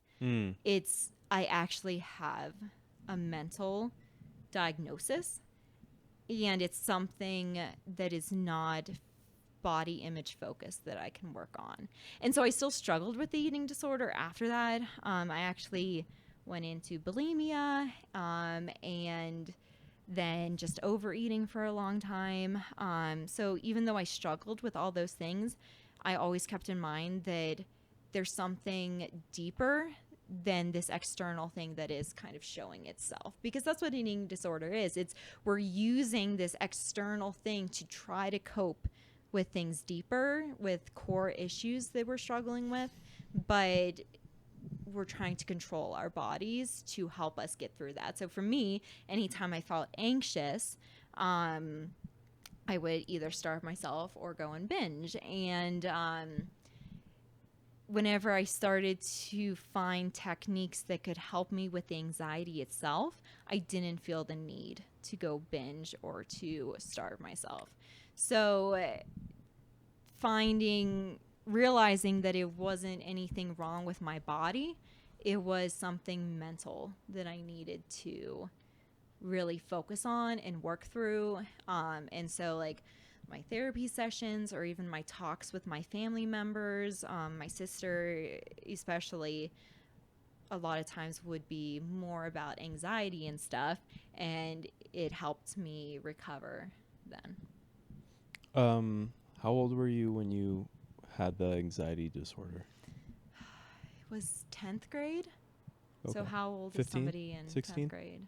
Yeah, something Okay. like that. And then many years before that, you were dealing with the eating stuff, right? So I got into anorexia in 9th grade year. I struggled with it 9th, 10th, think 11th and 12th I got into bulimia.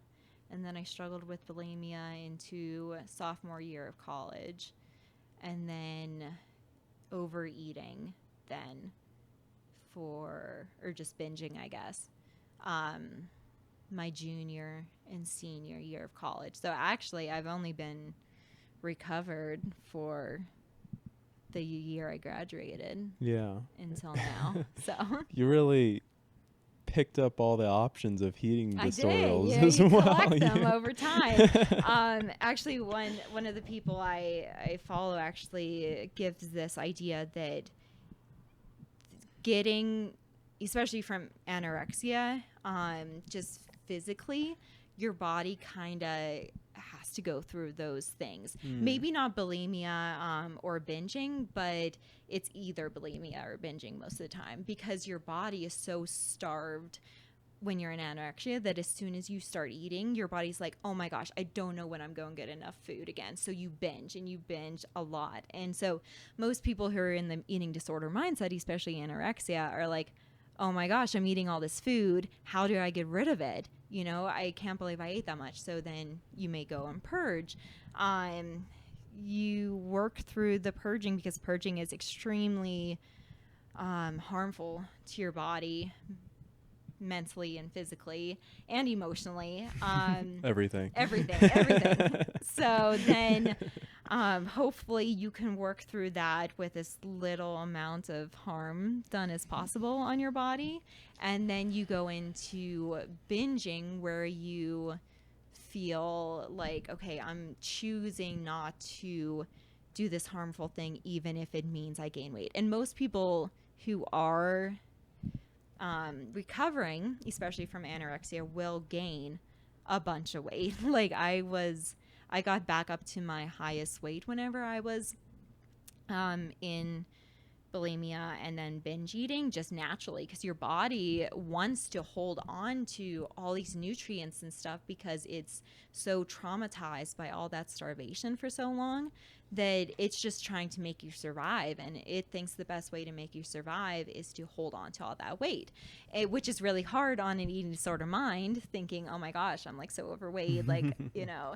And so working on your body confidence in that and being okay with being overweight, it's all about making your body trust you again, that you will feed it consistent food over time. So that's why a lot of times you see me eating all the time. It's because I'm showing my body, like, yeah, I'll eat. I don't care. I'll eat, you know, something. So, and then you finally start to lose the weight again, just naturally without even trying. And then you, thankfully, in the end, you get to this place that you're confident in yourself and your body trusts you. And so then you are really in tune with your body, like listening to it, and trying to read its signals for whenever, you know, you should eat or you shouldn't, and showing it that you trust it. And I actually think, like, I'm really glad I went through that, because it's really a tool. And I actually got this from my favorite, the person who actually helped me most recover. It's actually a really good tool for you to look within. So anytime that I start to like be like, okay, I'm going to go eat all this food, then I'm like, okay, is there something else wrong with me? Like, is there something that I need to kind of look into myself and focus on? Maybe there's something I'm struggling with. It's kind of an external tool for me to do that. And so I'm trying to get better at doing that over time. And I think that I've gotten pretty good at it. And I think, I don't think I'll ever have to worry about weight again in my life. So I'm extremely grateful for that, because I've been through such a traumatic experience and I've learned how to work with my body. And I don't think a lot of people know how to do that. People go from diet to diet. And for me, I'm like, I'm never going on a diet again, because I have such respect for my body. I see one of our coworkers and she's like, I'm not eating carbs at all, this week. And I'm like, that is just such a diet mentality, and it's not healthy.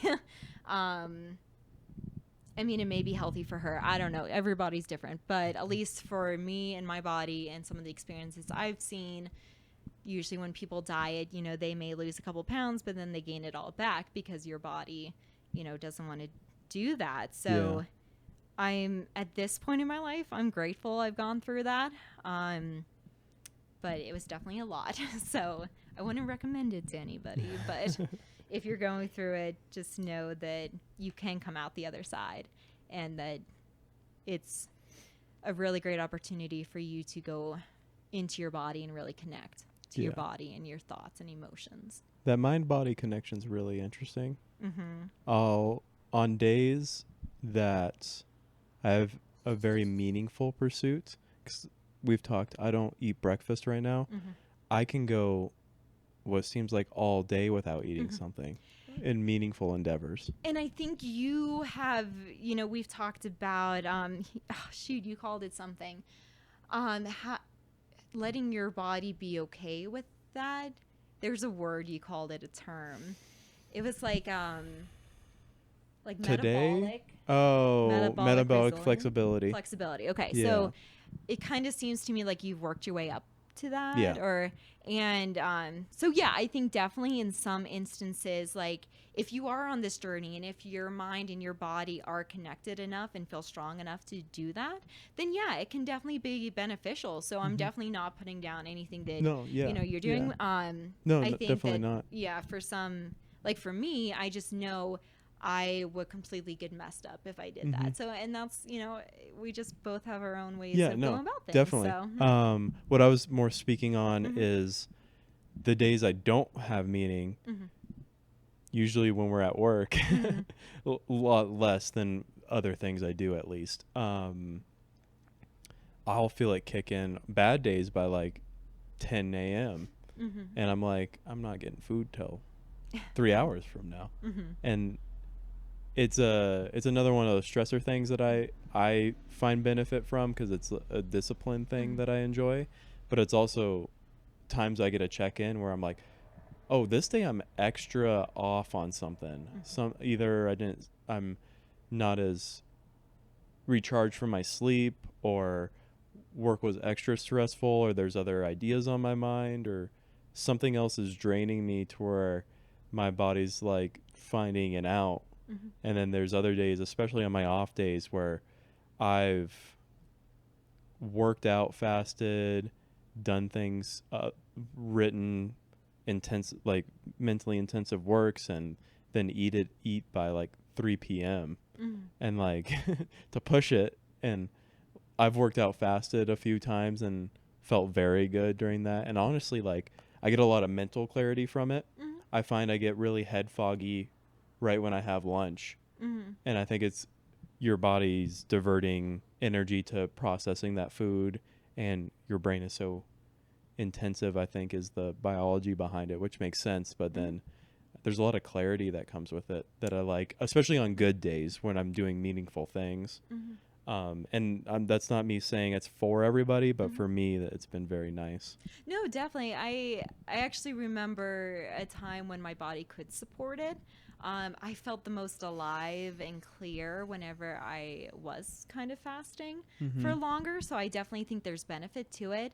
Um, I think you just have to have, check in with yourself and make sure you Yeah. have the right mindset and that you're doing it for the right purposes. Yeah. Asking those questions, why am I eating or why am I not Mm-hmm. eating? Right. Yeah. Especially when you're in those really deep, bad head states of Mm-hmm. like either eating or not eating because of very negative, maybe external or Mm-hmm. internal stimuli. Right. Yeah. Um, do you have, it seems like you do. Do you have references that you would refer people to that have helped you through these things that Yeah. you could give to other people? Yeah, I do. So actually, my biggest one, her name's Melissa Riccardi. You can find her on Facebook, Beyond the Binge. She's actually changed her Facebook group name a couple times, but if you search her, you can find a free podcast download of a couple interviews she's done. She is, I was telling you before, she used to give a lot of free programs, and that's how I got into it. But now, she still does offer like free advice and stuff.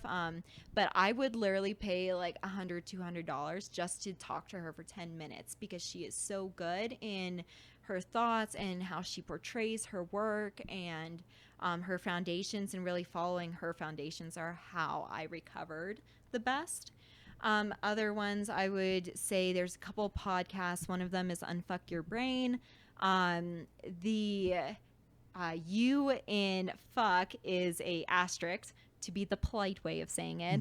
Her name is Kara Lowenthal. I hoped I said that right, but she actually, it's really cool. She used to be a very high end like Harvard graduate lawyer, got like top internships and stuff. And then one day she was like, "No, I want to be a life coach," and so she completely like turned her life around and became a life coach. But she is very very logical, which works with my mind. Very very like on point. I was gonna say, if you give me a second, I can check my other Yeah, no. references. I think these would be good for people Yeah. to know that they exist out there for them. Yeah, definitely. I have them right here. Another one, podcast Style Your Mind. Just talking about um, confidence in everything you do, basically, and structuring your life. Eat the Rules with Summer Inanen. She Thrives Radio was another of my original ones. And then Mary's Cup of Tea podcast. I'm looking to see if I know her last name. She's super young, but she actually was a competitor. Oh my gosh, a weightlifting competitor, body. What are they called? Bodybuilder? Yeah, she was a bodybuilding competitor. Oh my gosh. Um, and so she went through a lot of the same eating disorders I did. But now she's a very, very good. Okay, I don't know her last name, but it's Mary's Cup of Tea podcast. But so she speaks very openly about increasing your self confidence, your mindset around food, basically just being true to yourself, and like basically fucking diet culture and stuff. So I don't know if I can swear or not, but I No. swore a couple times. Go So, ahead. I don't care. It's fucking diet culture. So yeah, those are my top resources. Very, very interesting to check out, and just getting into either the body positivity or the normalizing normal bodies kind of trends, but I guess waves on TikTok and Instagram and all of that. So. Yeah. Do you personally have a thought as to why it seems that this particular issue affects more women than it does men? I definitely think society kind of structures their, worth of a woman to like being like really tiny, and you see it in clothes and on food commercials and basically like social media everywhere. You're trying to be like super super tiny, and it just shows all these like super happy people and they're really fit, or and actually I've been seeing a bunch of references for actually like Disney movies and something, and I love Disney movies. They're so much fun, but you always see like the villain, like for example, like Ariel or something. Like the villain is like this, like really like this like more plump, full-bodied person, Yeah. and then all of the princesses that as little girls a lot of times you're like looking up to or you want to be, and they're like these super super thin people. And so I think it's just definitely a societal thing. I'm hoping it's getting better with different generations. I know that you think back to the 2000s and all of the TV characters, these girls were like, I look back and I'm like, I don't know how they're that thin. That just looks super unhealthy. Yeah. But they were all of our role models growing up, right? And so hopefully we're getting better at it. But I definitely think it affects women. And I don't know from a man's perspective, so I can't talk on that. But Yeah. definitely from a woman's perspective, a lot of times it's things that we see externally. And then sadly, you have generations of women who believe these things. So like my aunt, my mom's generation, and then even like my grandma and my grandparents' generation, like you have family gatherings and all the women basically are like, oh, I see that you've lost a couple pounds, or you're gaining a couple pounds, what are you going to do about that? So it's definitely ingrained in families and generations of women, which can be extremely harmful whenever you're like a teenager just going through a growth spurt and your whole family's like, oh, you need to lose weight, something like that. So Yeah. yeah. Do you think body positivity can go too far? Yes. Okay. There is definitely a And I don't want to demote yeah. everything you just said. Yeah, no, there's definitely a counter argument, being like we should really look at the health effects that this, body positive movement has, because, it's, you can't argue the fact that, being, more overweight can cause health effects later in life. I think the body positive movement is good at trying to shift mentalities and societal things of what we show children, or how we structure the culture for women, or males and females and any gender or sex, but how we structure all of those messages. But it definitely, we have to also look at the physical effects of it. So I think in terms of mental and like intellectual things, it's a good movement, but also I definitely, it's important to Yeah. to be healthy, right? Yeah. Just in terms of life, life expectancy and health benefits and stuff like that. Like, obviously you can't discount that. So I definitely think, yes, sometimes it goes too far, but I think the majority of it, I feel like we need that kind of other extreme to shift something, right? Because something has to be shift. So yeah, I definitely think it can go too far. Yeah.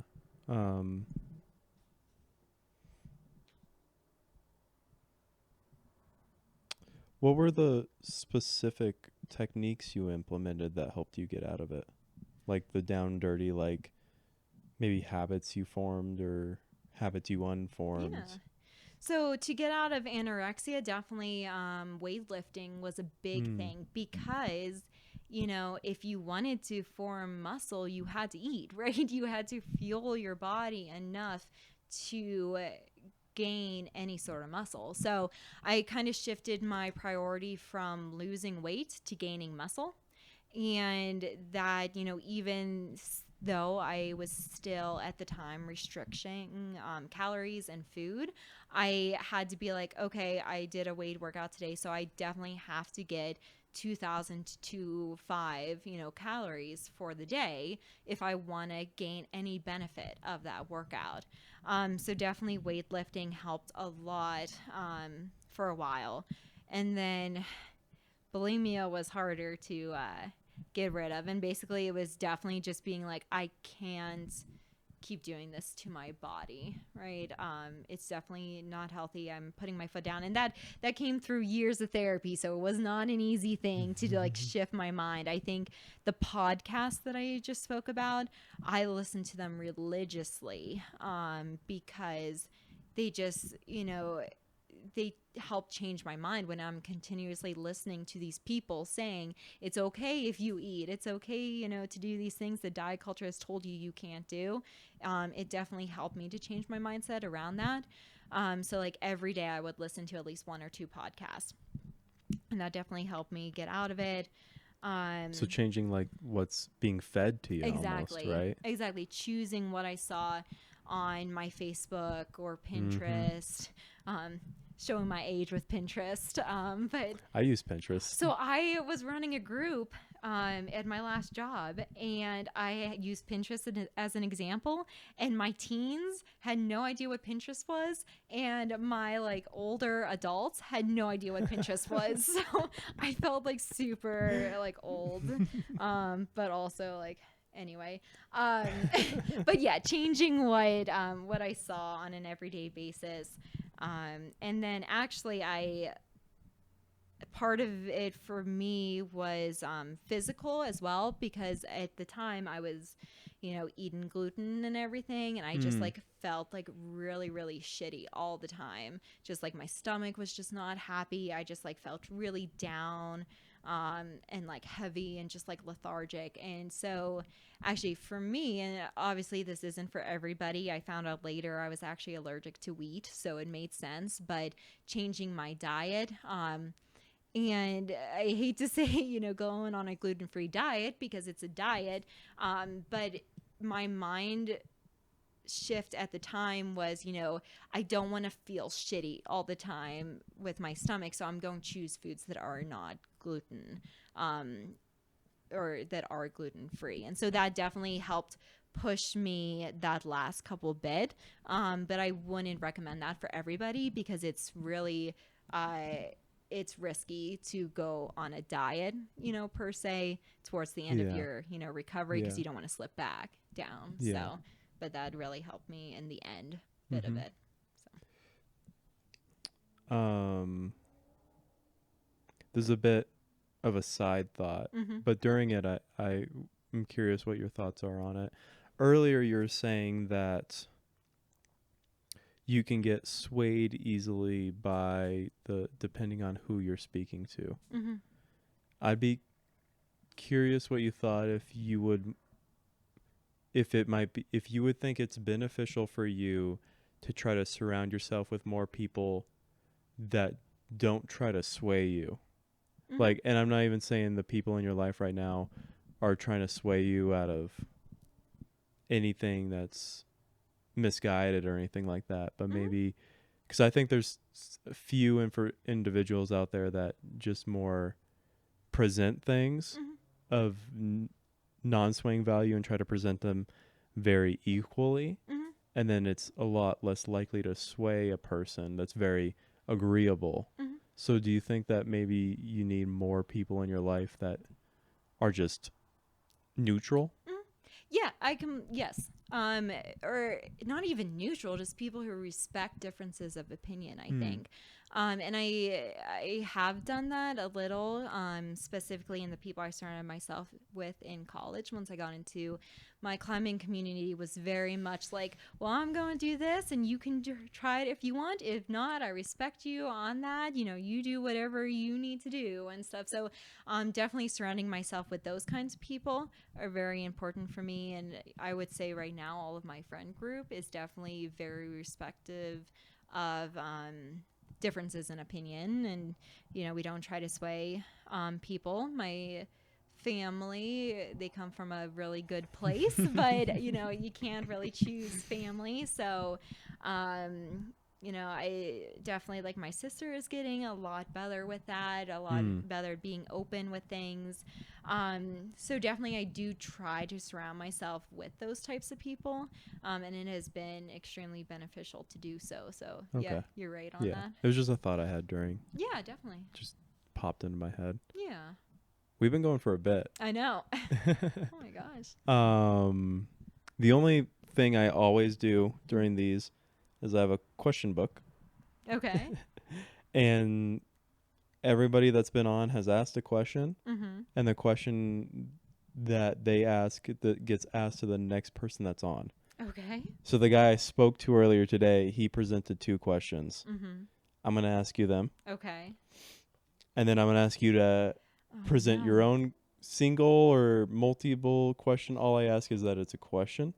What, like, are they on just random Anything things? you Or, want. oh, no. We've Okay. had questions referring to milkshakes, to how you put your socks on in the morning, to what is the most funny joke you can think of, to very philosophical. So No, I'm really worried.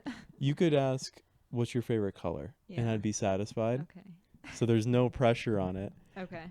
I've been trying to tell people before it started. I forgot with you, but Mm-hmm. yeah. It better not be a comedian thing that he asked, because I have 2 questions. I'm not good at improv, so I may refuse if it's tell your funniest joke. I have 2 questions. Okay. Would you rather choose happiness or the truth?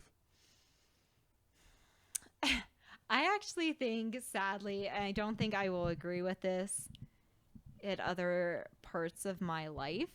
But I think right now I would choose happiness, because sometimes, I think to myself, like, oh, being naive was so much nicer than this. I didn't know anything and I was happy and it was wonderful. So I think definitely at some point my answer will definitely change, because I think there's extreme value in finding out the truth. But just right now where I am in life, it would be happiness. So. The second one. Mm-hmm. How can you have more meaningful dialogues with other people in your life? It's a good one. I definitely think slowing down. For me, because I am definitely an introvert, a lot of times whenever I'm around people, even, some of my closest friends, it just depends on where I'm at, but I'll put on this kind of exterior role that I'm just like this happy, bubbly, just like staying very, very surface level, and just like get through the conversation.